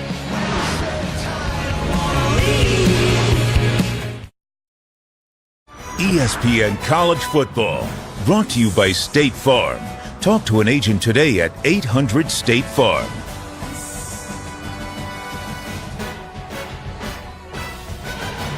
...2011 graduate from Boston College with a degree in communication and broadcast journalism. Captain of the cheerleading team for a couple of years as well. How surreal is it, Molly McGrath, to be back in your old stomping grounds as an ESPN reporter? Oh, wow. Thank you for the love. It is very surreal. I definitely had a, oh my gosh, I can't believe I'm here moment during the national anthem, but This is a game. We are working, guys. I'm not rooting for either team, but it's really cool to be back in my alma mater. Yeah, congratulations, buddy. We're proud of you. Gene DiFilippo, one of the great athletic directors in the country. Molly went to him as a junior and said, I want to get involved as a student reporter. And Gene got her started.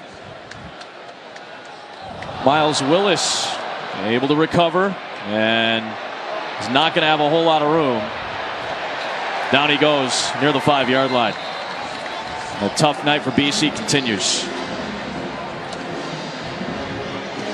Good coverage by Tanner Muse.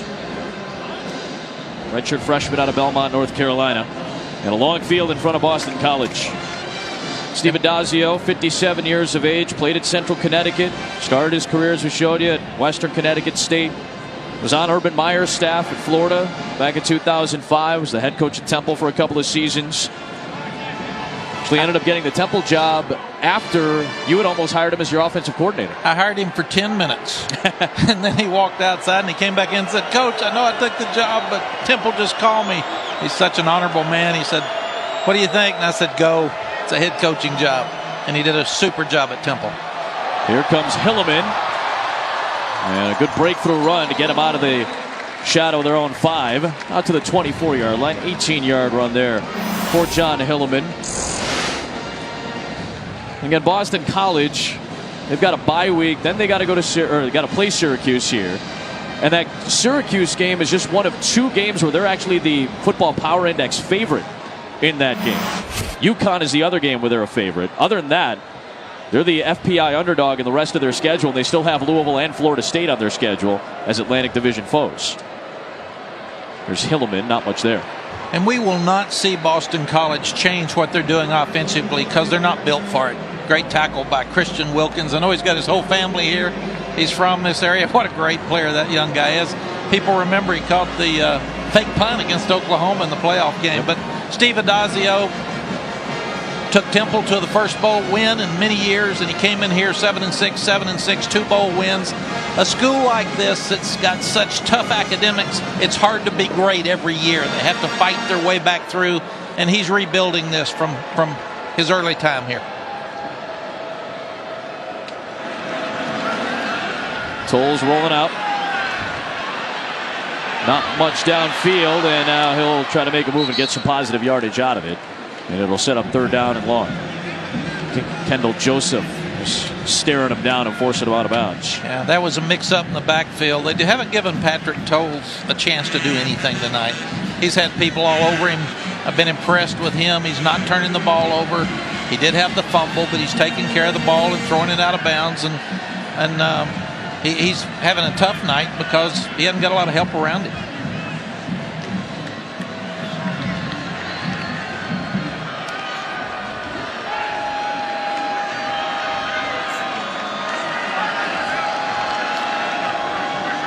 Clemson showing blitz and bringing it. Good pickup by Hilleman just to give Tolles some time to look for Walker. And then a penalty flag does come flying in as Walker was going in over the middle. And Ryan Carter pass covering. Interference. Defense number 31. 1st down. Indeed, redshirt junior out of Grayson, Georgia. A hotbed for Clemson talent. Gets flagged for pass interference. Keeps BC on the field. There's never been a defensive back that thought he had interference. I can promise you that 100%. They brought the linebackers. They put pressure on Patrick Tolles. He sat in there. Good throw, on time. Young guy got there a little bit too quickly. Ryan Carter a little anxious. Remember, a drive that started back there on 5-yard line. They've worked it out to the 35. A low snap to Tolles. And getting chased down and brought down. Dorian O'Daniel was there first, and Dexter Lawrence helped finish him off.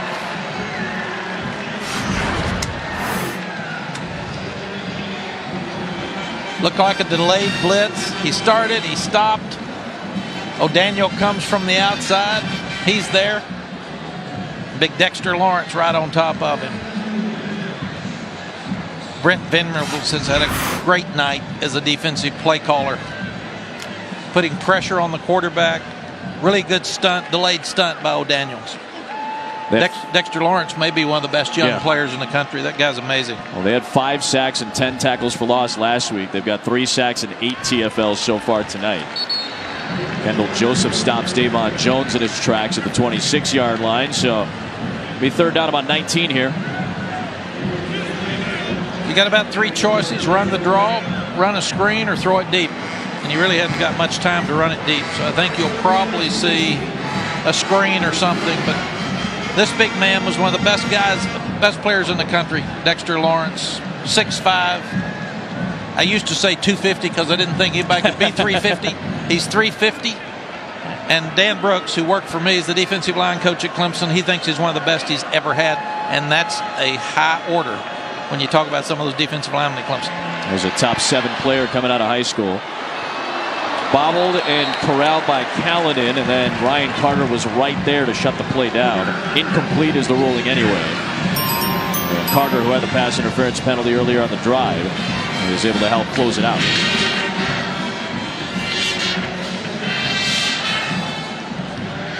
Big Dexter was back there again. They just can't keep him out. He is a powerful young guy. So Mike Knoll will kick away.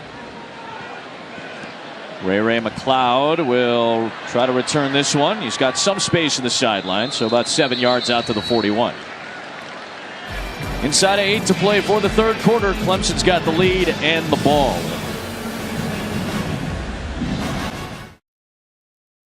So earlier in this game, Deion Kane, number 8 in white for Clemson, blocking along the perimeter, or maybe lack of blocking, misses one, so Gallman gets taken down. A couple plays later on the drive, he's probably feeling pretty good about himself because ends up with a back shoulder touchdown, but Dabo Sweeney's on him as soon as he comes to the sideline about it because he missed an assignment. Hey, he's probably feeling pretty good. I got the touchdown, coach. What do you want from me? But he said, listen, it's a good job. You got the touchdown, but you got to block.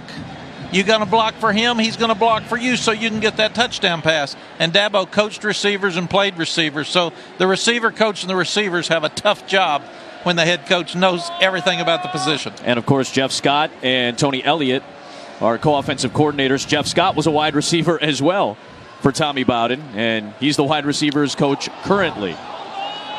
Ball may have popped out as Gallman was trying to squirt forward, and he held on to it. Working his way to the 46-yard line. Why do you like Dabo Sweeney? I like him because he's hands-on. He cares. He cares about his players. He cares about his coaches. He's one of the few guys that turned down money as a head coach when he took the job to give his assistants bigger salaries. Fake to Gallman. Watson finds Leggett, and he's got the first down. You want your assistant coaches to like you. Turn down some money as the head coach and give it to them, and the wives like you too. So it works, but he has done an amazing job. He's got to be one of the top 5 head coaches right now in America. They've recruited well.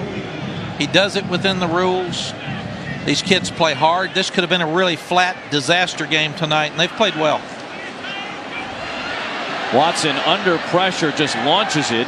He was in the tackle box. He was under duress. Will there be a flag thrown for intentional grounding with Landry and Allen bearing down on him? May rule that there was a receiver in the area. So it'll bring up second down. And you see the all-in chips when Dabo Sweeney took the head coaching job on short notice. He asked a gentleman in Greenville, South Carolina named Sid Smith, part of a company called Square One, hey, can you make this chip for me, the I'm all-in chip?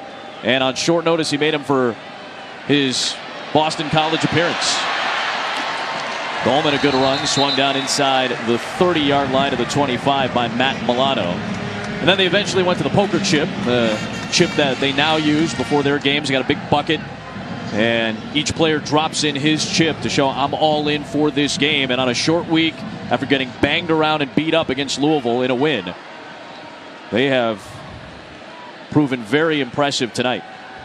Cut back by Gallman. Yeah, now they want to run the ball. Yep. Beat them down, kill some clock, but let's work on our running game. Let's be physical. Let's get a consistent drive instead of just making a big play. We can do that. You saw Coach Sweeney saying, go, go, go. Let's get a quick speed here to get it up. Gallman's got over 100 yards. And around here for Artavis Scott. And in traffic, we'll get the forward progress to about the 16, so a yard shy of the line to gain. John Johnson was the first man there to stop him. Yeah, John Johnson's a really good defensive back. You go back to the chip, just like any other head coach. Dabo gets a head coaching job. He said, I want the chip. When do you want it? Tomorrow? Of course, yeah. He wants things. I want it immediately. He wants things fast, I would think. That's what head coaches do. They don't have much patience if they're very good head coaches. Well, 3rd and 1 here. Clemson hasn't seen a ton of third downs tonight, but they're just 1 of 5.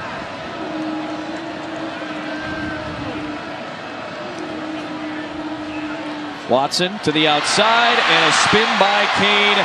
He'll take it in for his 2nd touchdown of the night.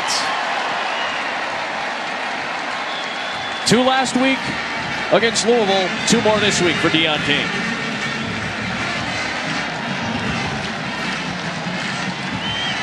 Guys are all in the box.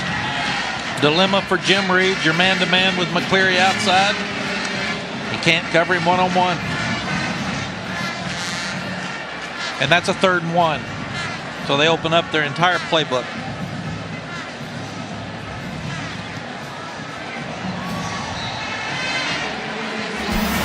One of those days for Boston College. Came in amped up with a top 5 team coming into town, looking for one of those signature wins, but Clemson has been too good here tonight.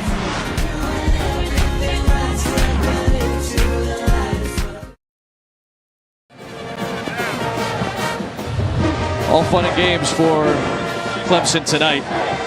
Big lead on the road, 35-3. If they win this game tonight, it'll be an 8-game road winning streak. That'll tie the Clemson record that started with a win on the road in Charlottesville back in 1978 under Charlie Pell. And it went 8 games, and then it was closed out with a loss at South Carolina in November of '79 with Danny Ford. A little pooch kick here from Clemson, and out of bounds it will go. And Kevin Bletzer did a good job of jarring Clemson up man and Thad Smith, Megan Johnson rather, who was trying to run that ball down. And if you're Clemson, you're working on things, and you don't want to give a deep ball so they can have a returnable ball for a touchdown, because Boston College has been good on special teams. Should have called for the fair catch. Put your hand in the air, call for the fair catch, and then they have to leave you alone and you catch the ball. Denzel Johnson changing his number to 18 tonight on special teams. Got hit by Bletzer. So Tolles on the move, throwing past the sticks, and he's got the first down. Good catch made by Jeff Smith.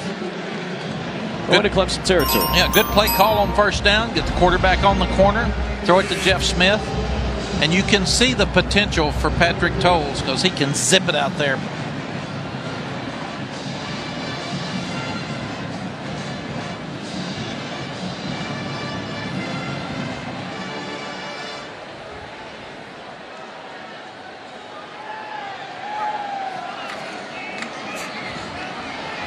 Here comes Jones, and he gets submarined by Jadar Johnson.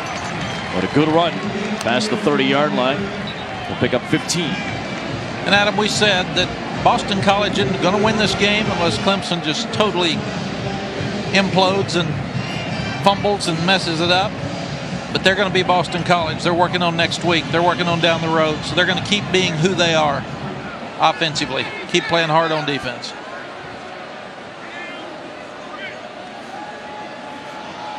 Jones again bounces off 1 tackle, and Boulware will get dragged towards the sticks at the 19-yard line.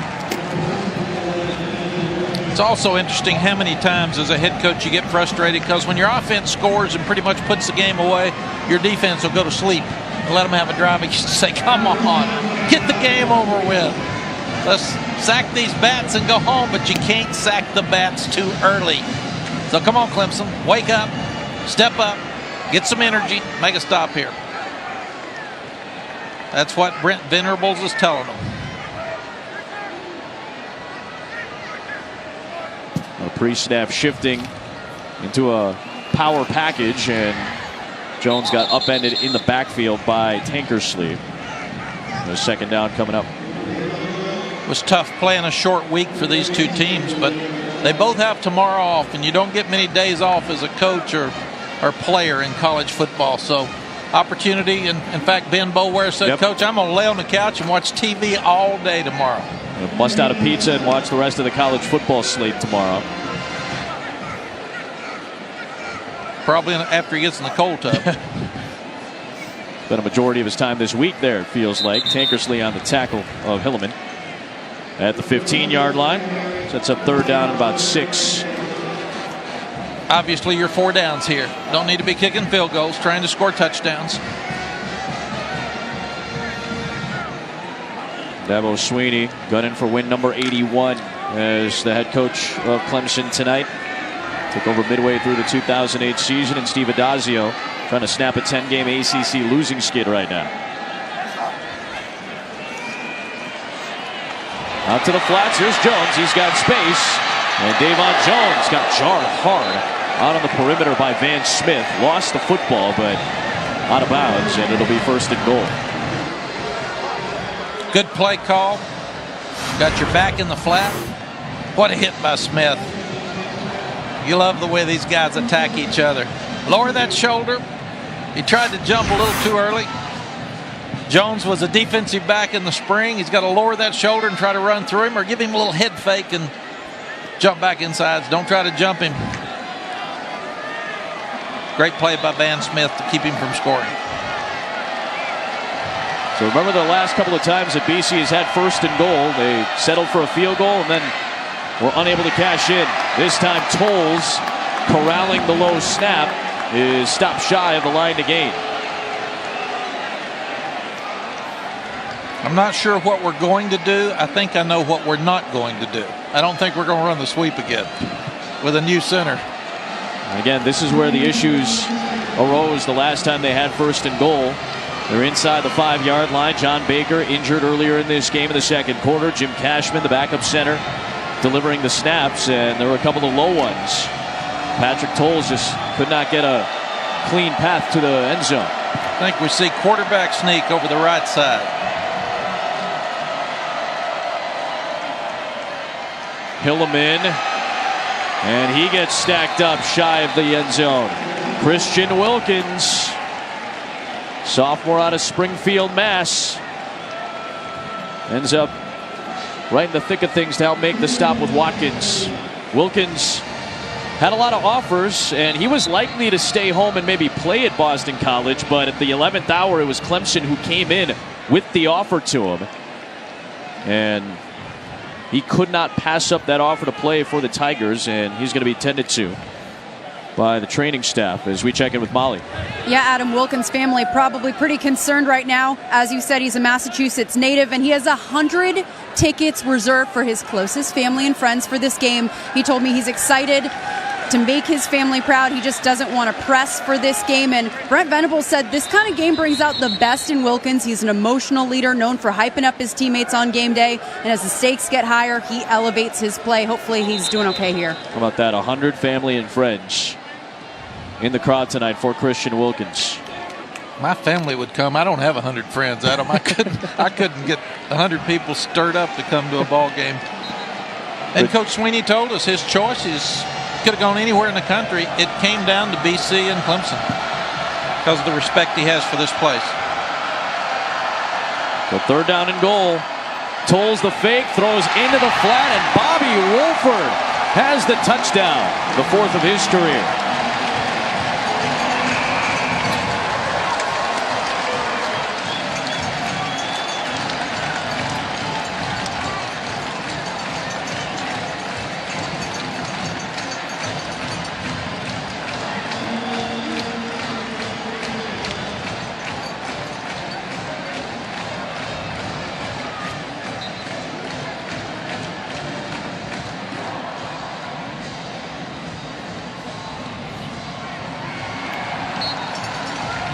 Mike Knoll adds the extra point as BC finally gets into the end zone for the first time tonight. Really good play call by Scott Leffler. Takes the power run to the right to Jones. Everybody, linebackers, corner, everybody bites up on it. And Bobby Wolford catches it for a touchdown. It's a play that a lot of people use, backside of the strength of the field to the boundary. Very good play call, good execution. Good score for BC, and now their defense is going to come out. We said these guys aren't going to lay down and quit. They're going to keep playing. When those fullbacks get to touch it now, they are pumped. They don't get many passes.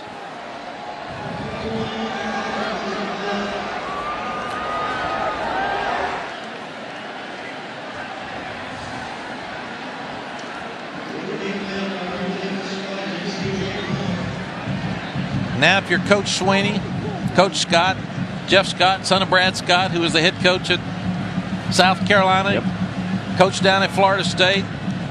They've got a tremendous staff. Now they're going to tell them, you got to go back and score. Got to answer. Here comes Artavis Scott for Clemson, looking for an alley. And Scott, with a couple of cuts, will get wrapped up near the 40. An excellent field position he'll set up at the 45-yard line. Ohio State has defeated Indiana 20 consecutive games, but Indiana is coming off a confidence-building win in overtime against a good Michigan State team. But J.T. Barrett, second in the Heisman balloting, according to our Heismanology poll from Joe Tessitore. He's sitting behind Lamar Jackson right now and in front of Deshaun Watson. 17 touchdowns already and getting ready to set just about every record in the Ohio State books. That ball loose out of the hands of Watson. Pressure from Harold Landry, and it has not been ruled incomplete until just now. Ruling on the field is an incomplete forward pass. Second down. A good pressure by Landry off the edge. Landry is so quick. He's tall. He's got long arms. He was undersized in high school, about 224 pounds, so he wasn't as highly recruited. These guys found a real gem in him.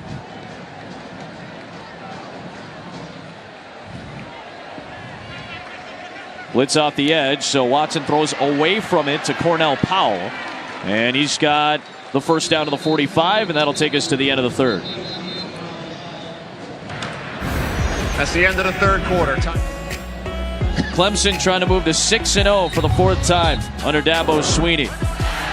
They had just one 6-0 start in the previous 20 seasons before Dabo took over as the head coach.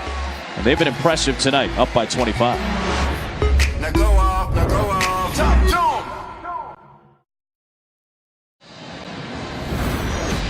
Back at Chestnut Hill, Massachusetts, you're watching the ACC on ESPN. 3 top 10 teams out of the ACC, and one of them on the road tonight. Deshaun Watson with a lot of fans because he's put together another dynamic performance in the second consecutive week. 25-point lead for Watson and the Tigers as we start the fourth quarter. Good for John Swafford. He's really built this league into something special. It's always been great in basketball, now it is in football. Adam Choice on the edge and inside the 45-yard line to the 41. Well, first down for Clemson. Last week, a season high in passing, a season high in touchdowns. Did have a season high in picks as well, but a season high in rushing yards as well. Tonight, 4 touchdowns, more importantly, no interceptions. The quote at the end of the game last week, after the Tigers knocked off Louisville, was, hey, Deshaun Watson's still here. And I think maybe some people in the euphoria of Lamar Jackson have gotten caught up with him, and understandably so. And I still think Lamar Jackson is the most that's playing the best right now. But Deshaun Watson is as legitimate of a Heisman contender as there is in college football right now. And I think it's those top 3, Jackson, Barrett, and Watson here, that have shown up the most impressively so far through the first 6 games. Yes, Deshaun Watson's right in the middle of that thing. We talked about J.T. Barrett. We've got a lot of really good Heisman candidates now. We have to say Harold Landry's getting to the quarterback about every time. That young man's having a special night. Bright spot on the front for Boston College. From BC bringing pressure, and Watson flushed. And Deshaun Watson right on cue with a run on third down to pick up the first to the 25-yard line. 16 yards there. he can do it all. I mean, when you start looking at who's going to win the Heisman, it's going to be a group of great players. This should be a sack. Most quarterbacks, it is a sack. He gets outside, he turns up, he's aware of where the boundary is, makes his first down, steps out of bounds. Watson on the move again, and Harold Landry chased him to bring him down a couple of yards on the run. You're not going to see Clemson running much. The last two were passes. They're not going to get him hit here in the fourth quarter when the game is totally in their control. But he had some slow starts. They're trying to get him some confidence here and make sure he continues to play well with a lot of young guys around him. On 2nd and 8, here's Choice. And Adam Choice is close to the sticks, a little bit short. So this is what the Heismanology poll through week 5 looks like. And at this point, Joe Tess and the crew have done this for 8 years. Through this point of the season, through 5 weeks, there has never been a player that received 100% of the first place votes until this poll. Lamar Jackson getting all of the first place votes. But, I mean, come on, look at the guys that are still sitting behind him. This is going to be a tight race, I think, throughout the year. Watson through the hands of Choice, and it's 4th and 2. I remember, Adam, with Ricky Williams, my first year at Texas. He was supposed to be a leader for the Heisman. We go to Kansas State. He gets 48 yards, wow, and we get beat badly. Everybody said he's gone. I'm thinking about Christian McCaffrey. He came back and won the Heisman hands down at the end. So a lot of football left to play. We can't throw anybody out just because you have a bad game. And McCaffrey got shut down a little bit last week by Washington, which has a tough task as well on Saturday night on the road against Oregon. Although Oregon's defense has been questioned significantly.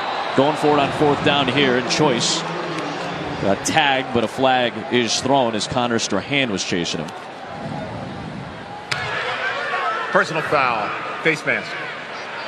Defense number 13, half the distance to the goal, 1st down. So Strahan gets tagged with that face mask penalty, and that'll keep Clemson's offense on the field. Yeah, it's a shame for Connor Strahan because he stretches it out. He makes the really good play, effort play, middle linebacker for them.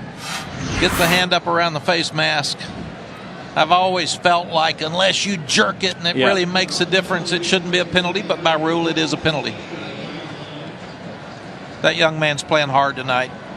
That was really an effort penalty as much as anything.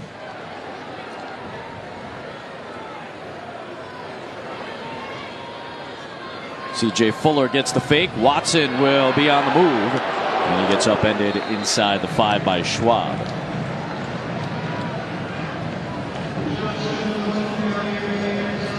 Clemson reminds me, Adam, of when I was at Oklahoma with Coach Switzer, and he said, I was offensive coordinator, and he said, don't ever let anybody touch it that can't score. Well, everybody on Clemson's team can score when they touch it, so that's not a problem for them. Tyshawn Dye will get the handoff, and there's his first touchdown of the season. So literally everybody who's touched it seemingly tonight has had a chance to get into the end zone for the Tigers tonight. This is great for the Clemson program when you get to play so many guys and they're happy. And one of the most enjoyable times for a head football coach and a football team assistants is in the dressing room on the road after a win. One of the toughest times is when you've just lost the game and you got to go see your team in that dressing room and try to think about next week. And there's no in between. No. 42 points a week ago at home, 42 points on the road this week for Clemson against Steve Adazio's defense.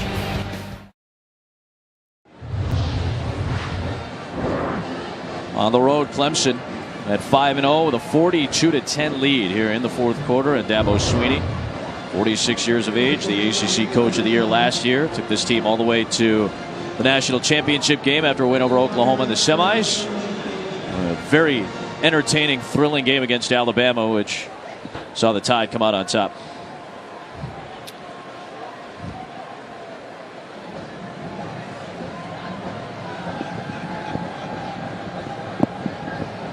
So Hugel kicks away, and Michael Walker will get a chance on the return here. Walker hurls across the 20-yard line, and a flag with an impressive trajectory comes flying in from the back judge, Keith Parham. He threw that about 25 yards. Or the return, holding, return team, 10-yard penalty, first down. Molly, good connection between Clemson and Boston College for this game tonight. Yeah, that's right, Adam. Former BC linebacker Mark Herzlich is rooting for the Eagles, but he's a Clemson fan at heart. Dabo Swinney was the first coach from another school to reach out to Mark when he was diagnosed with cancer in 2009, and Swinney raised money in the Clemson community for Mark's charity to fund cancer research and presented him with a check and a custom Clemson jersey signed by the whole team before their 2009 matchup, and Mark still has that jersey, wore it to the playoff last year, guys. Really, really impressive stuff. And Mark is a very inspiring man. Battled his way back from cancer, reached the NFL. Really one of the great stories out of Boston College's program. And anybody you talk to about Dabo Swinney says, well, that's the type of guy Dabo Swinney just is.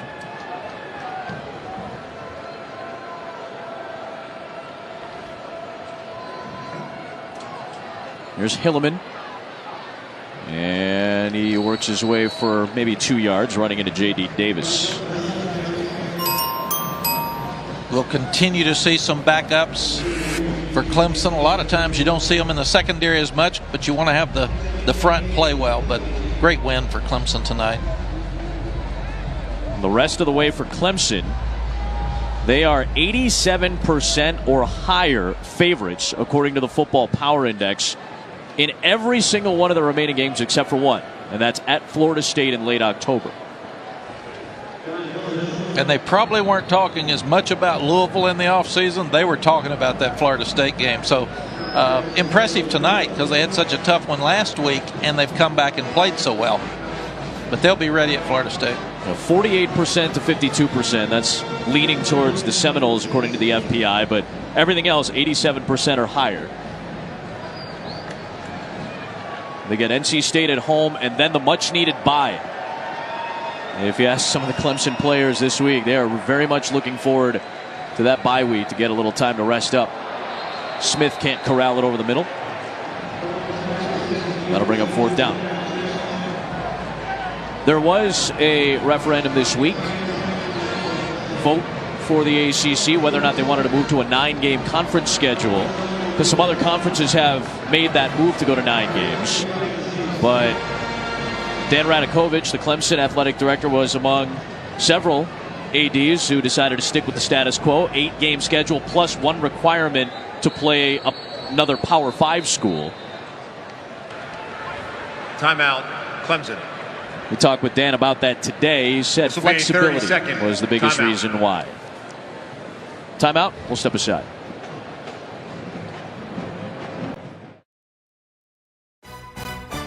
ESPN College Football, brought to you by the Quicksilver Card from Capital One. Earn unlimited 1.5% cash back every purchase, everywhere. Right in the middle of BC's campus, Gasson Hall, named after the 13th president of Boston College, Thomas Gasson. Great area and a wonderful campus here at Boston College. 6 miles west of downtown Boston, Chestnut Hill. Mike Knoll will kick away for BC. High and short. No return for Ray McLeod, but fair catch in plus territory. Likely Deshaun Watson's night is done, and another sparkling performance this week. Guy's unbelievable. Stands in the pocket.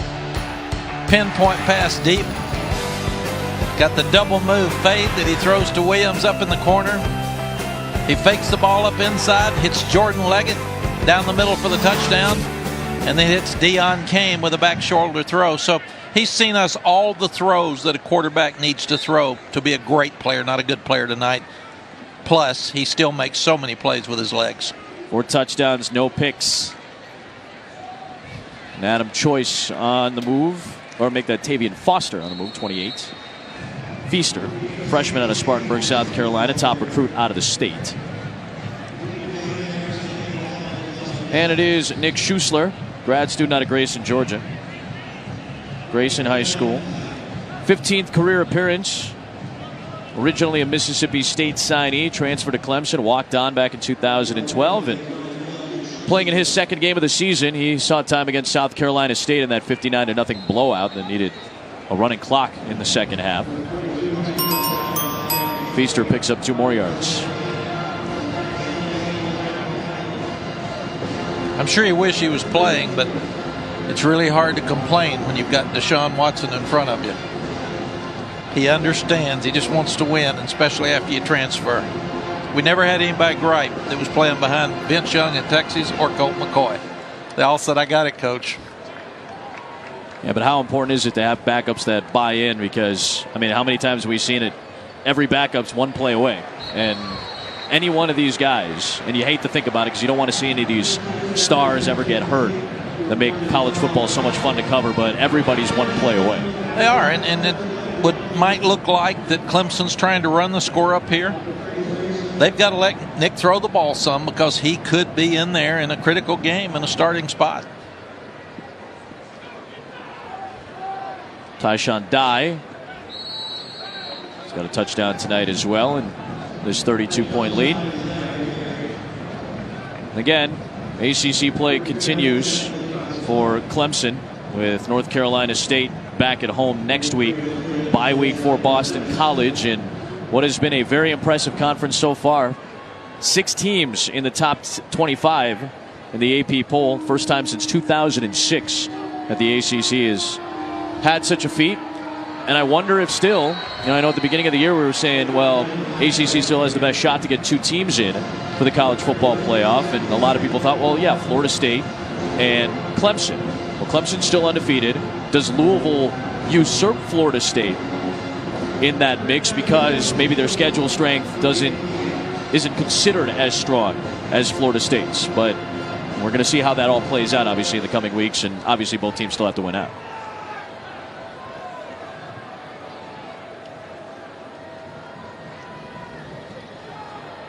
Schuessler under pressure. Down he goes. Zach Allen, sophomore out of Connecticut, with the sack. Florida State and Miami will square off tomorrow night. Virginia Tech and North Carolina will square off as well. Louisville is on a bye. And, of course, you're seeing Clemson tonight impressively showing up. Well, Louisville has to be considered a team that may end up in the playoff, because they could win out. We've got them next week against Duke in Louisville, and we get to see Lamar Jackson again. So we're getting a lot of treats on Friday night, seeing some of the best players in the country. You have to look at Washington, who upset Stanford last week. They're undefeated. So how will they do at Oregon tomorrow? A lot of great games as we move forward here at the end of college football season. Offense, number 12, 5-yard penalty. Again, classy move by Dabo Swinney. They're 4th down. They're going to punt it, so he's going to back it up. But he's trying to kill as much clock as he can and get his guys back to Clemson so they can celebrate. As I said, it's the happiest dressing room ever when you've got your team and your staff in a game that people thought you'd be flat, where you win so big and convincingly. It's a happy time. I thought it was the most fun I ever had winning on the road, getting people to go home, emptying the stands. We used to say, get them out of there. Get them home. We want that bus to get to the airport fast so we could get back to Austin, Texas.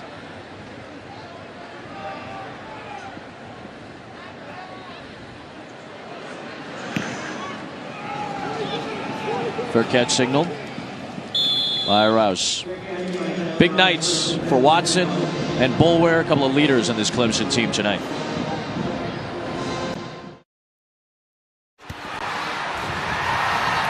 Celebrating its 12th year, sponsoring the Good Hands Field Goal Nets, Allstate makes contributions to participating universities' general scholarship funds for each field goal and extra point kicked. And to date, Allstate has contributed millions in scholarship funds. New QB in for Boston College as well,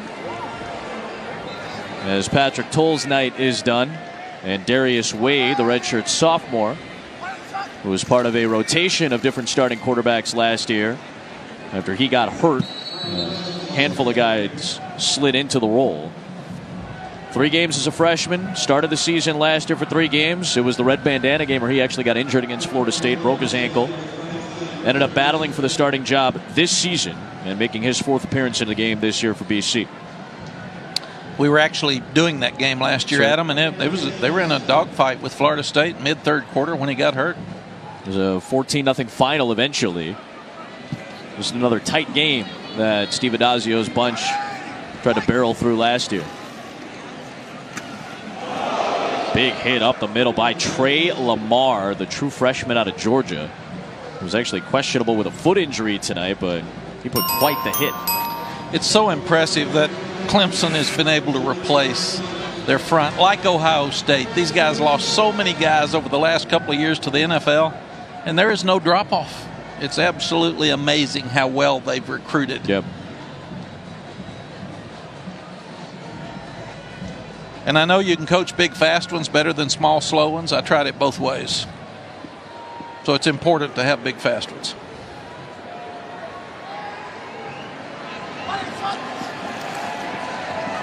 Wade, pocket collapsing. And somehow Darius Wade is just able to slip out of it. O'Daniel was chasing him on the perimeter. But man, Darius Wade showing off some wheels. Delaware Player of the Year as a senior in high school. Backup lineman twist in the middle. Two linemen just crossing. Those guys are so good up front. When you can get a pass rush with 3 or 4, it just allows you to let everybody else play ball.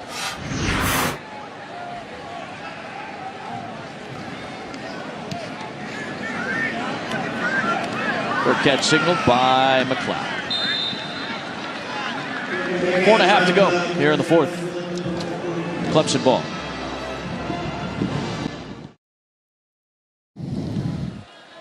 Saturday night football. 23rd ranked Florida State, undefeated 10th ranked Miami. Miami in the top 10 for the first time in 3 seasons. Will Brad Kaya be able to take advantage of what's been at times a leaky pass defense for Florida State this year? 8 Eastern on ABC. Kelly Bryant makes an appearance for the second time this year for Clemson as well at quarterback. And he gives to C.J. Fuller on first down. So Clemson with an impressive performance on the short week, as we discussed. They get to go to their third quarterback of the night now, the sophomore out of Calhoun Falls, South Carolina. Top 10 dual threat quarterback coming out of high school. Deshaun Watson had 4 touchdowns and no picks tonight as Bryant takes it out to the perimeter. So where is Clemson in your mind right now in terms of the best teams in the country? I think they're playing themselves into being one of the best 4 in the country. Early, probably standing around, playing a little bit off of last year. I think when the coaches told us that Deshaun and the team had an eye-opener after Troy, they've played very well since then.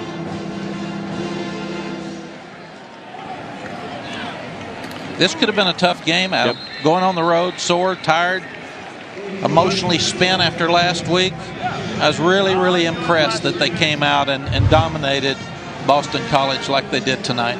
They're in your top 4 in the MAC college football playoff. Alabama, Ohio State, Clemson. You threw Washington in there as well at number 4. Well, and I would put Louisville right there with Washington because Louisville has just been that impressive.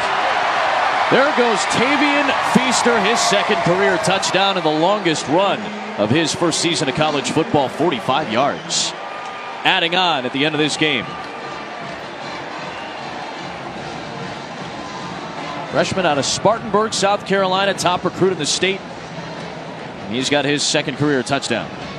Well, one of the problems if you're BC, the backups at Clemson are better than the backups at BC, so it might look like they're not trying. Clemson's backups are really, really good. That's the depth. It is. What separates the biggest programs, the best programs from everybody else. Yeah, Clemson's 2-3 deep good, and Steve Adazio still trying to get there. Well, Mac, you said it. Clemson is in your top 4 right now and part of your college football playoff if it were to start today. Molly, you went down to Dallas the other day and were part of a mock selection that actually went back a few years. They were taking a test season from a few years ago and applying it to today's logic and rules. Yeah, that's right, Adam. It was really eye-opening. The public doesn't understand the level of detail that goes into this selection process. And we analyzed comparative statistics. We looked at strength of schedule. But what was most revealing is the eye test. That is the most important part. That shows how dominant a team really is. It's not always quantifiable, and the committee members truly do need to watch every single game. And the perspective of former players and coaches was really valuable in this, which I'm sure you can attest to. Mac, you went to this as well. Molly, I did, and I was very impressed with the attention to detail. I was also impressed for people to know that they let you vote for who you want to. There is no influence. They give you so many different stats. You look at all the strength of schedule. You look at every different possibility, but you vote the teams that you feel like are best.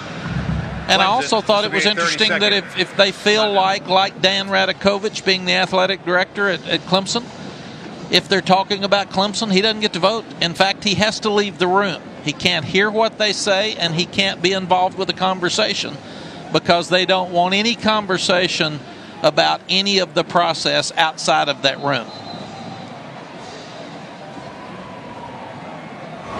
It was symbolic where right outside the door of the committee room is a hat rack and a hat with every committee member's names. So they're basically trying to symbolize, keep your affiliations at the door, check them here. They want unbiased votes from these people. And the integrity of this group is very, very high. It is. I actually was supposed to be Tom Osborne. I hope it was because he won national championships, not because he was old. So that's what I told him, because I've admired Coach Osborne for all he stood for so many years. And when they said, Coach, you're going to be Coach Osborne, I said, boy, that's a first. I like that. My stock's up. Well, I'm not calling you Dr. Mack anytime soon. I'll call him Dr. Tom, but I'm not calling you Dr. Mack anytime soon. Well, when you win 3 national championships in a row, you can call him anything you want. It doesn't matter, because he's obviously one of the best ever.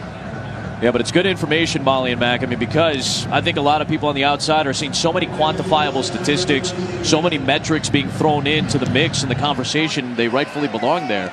But it still is a lot of what people see on tape. And we still all get into our own teams, and you get mad because you don't like the process. But it's a very good process.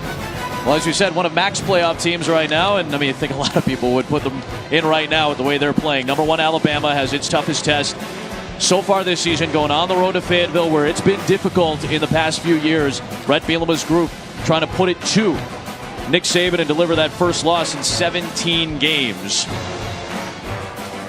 And these teams have seen the gauntlet schedules over the course of the last several years. Joe Tess, Todd Blackledge, Holly Rowe will have the call. Arkansas head coach Brett Bielema told that crew, 2 words I've given my team this week are opportunity and identity. You create opportunities by having strong identity, and Arkansas's identity is to be physical and try to wear down Alabama, and that's what they've been successful at, even though they haven't gotten the wins. Well, and a few years ago at Arkansas, Alabama was on the ropes. Yep, and absolutely. Arkansas lost it. Alabama didn't win it because Arkansas just had too many turnovers. Ardarius Stewart, wide receiver, is expected to play, by the way, for Alabama after missing a couple of games as well. I wonder if maybe Boston College can at one point adopt an Arkansas level of success with a pro-style offense, because that's what Arkansas essentially runs. That's what Boston College is trying to run, and they've got a very competent quarterback, more than competent. He's played very well this year in Austin Allen, and he'll probably be the toughest quarterback outside of Chad Kelly that Alabama has seen this year. Yes, and that's what Steve Adazio wants to do. He wants to have a program like a Wisconsin, like an Arkansas, that can run the ball and be physical and have a chance to take some pressure off your defense. Their defensive front's really good. Where they've gotten in trouble tonight, they couldn't cover Clemson one-on-one. Right. But that front's good. The front seven's good. Those linebackers are tough. I think they're what we were sold.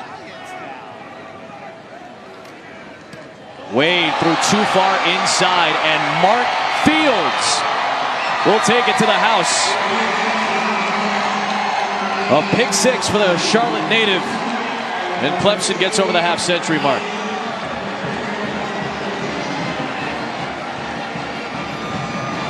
What a moment for that young man. The first big play of his career.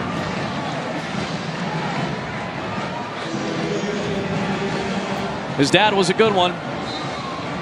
Former Washington State linebacker, top 15 pick by the Saints, played for the Saints and the Rams and the Panthers, a 2-time Pro Bowler. And his son with the pick 6 to put Clemson at the 56-point mark. Does so much for your program when these young guys get to come in and make plays, gives them confidence, gives them experience. Brent Venables, what a job he's done tonight.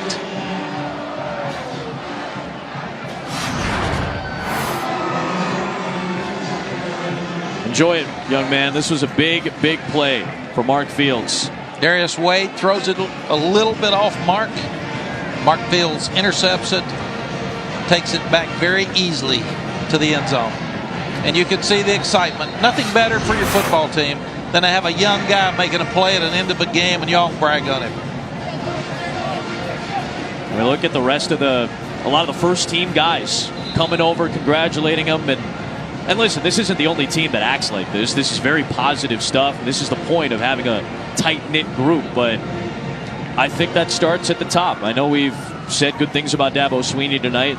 You know, I don't think they're off base by any means, but I think a lot of that starts with the head man. And I mean, I know you've known him for a long time, but that was my first experience yesterday, getting a chance to sit down and talk with the man, and he was an impressive figure. He's very impressive, and he's got a tremendous staff. And these guys have not let them let up. And very honestly, when you put the second teamers in, the third teamers in, they're fresher than the starters. And it's their opportunity to show what they can do. So Mark Fields is 5'10". He'll be 6'2" by the time he gets on that plane tonight going home. He'll be proud. Alex Spence kicking away, and Tajamir Torres will get a shot from the 5-yard line. And some giddy up here. Is a good return out to the 35.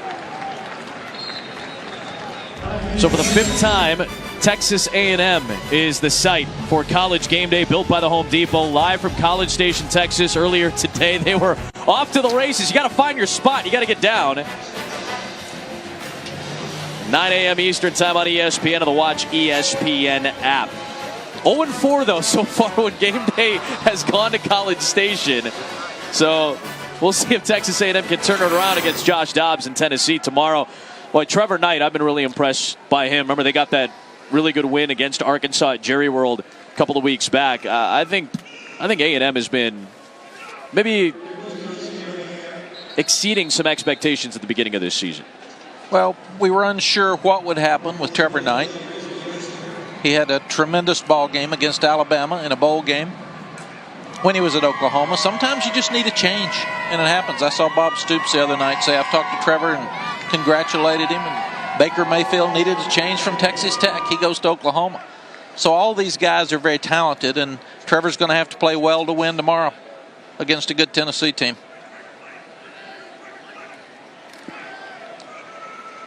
And Adam, they talk about they've lost. They're 4-0 with Game Day. Game Day usually doesn't show up for a bad team. That's true. That's true. They used to say it when I was at Carolina, you need to wear all blue. Well, I said every time we wear it, we get beat. It's not good for us. But I said we only wear it against great teams. Let's wear it against a bad team so we can win with all blue, if that's what you want to wear again. Well, an impressive performance tonight by Clemson. Put it to Boston College. It's the most points that Steve Adazio has allowed as a head coach, either at BC or at Temple. It'll be an 8-game road win streak to tie the Clemson record for the Tigers. It'll be a 4th 6-0 start under Dabo Swinney and a 6th consecutive win over Boston College. 56-10 the final score. Clemson remains unbeaten at 6-0. For Mac Brown, Molly McGrath, our great crew here in Chestnut Hill, Massachusetts, Adam Amin says so long from Alumni Stadium. Sports Center at night right now.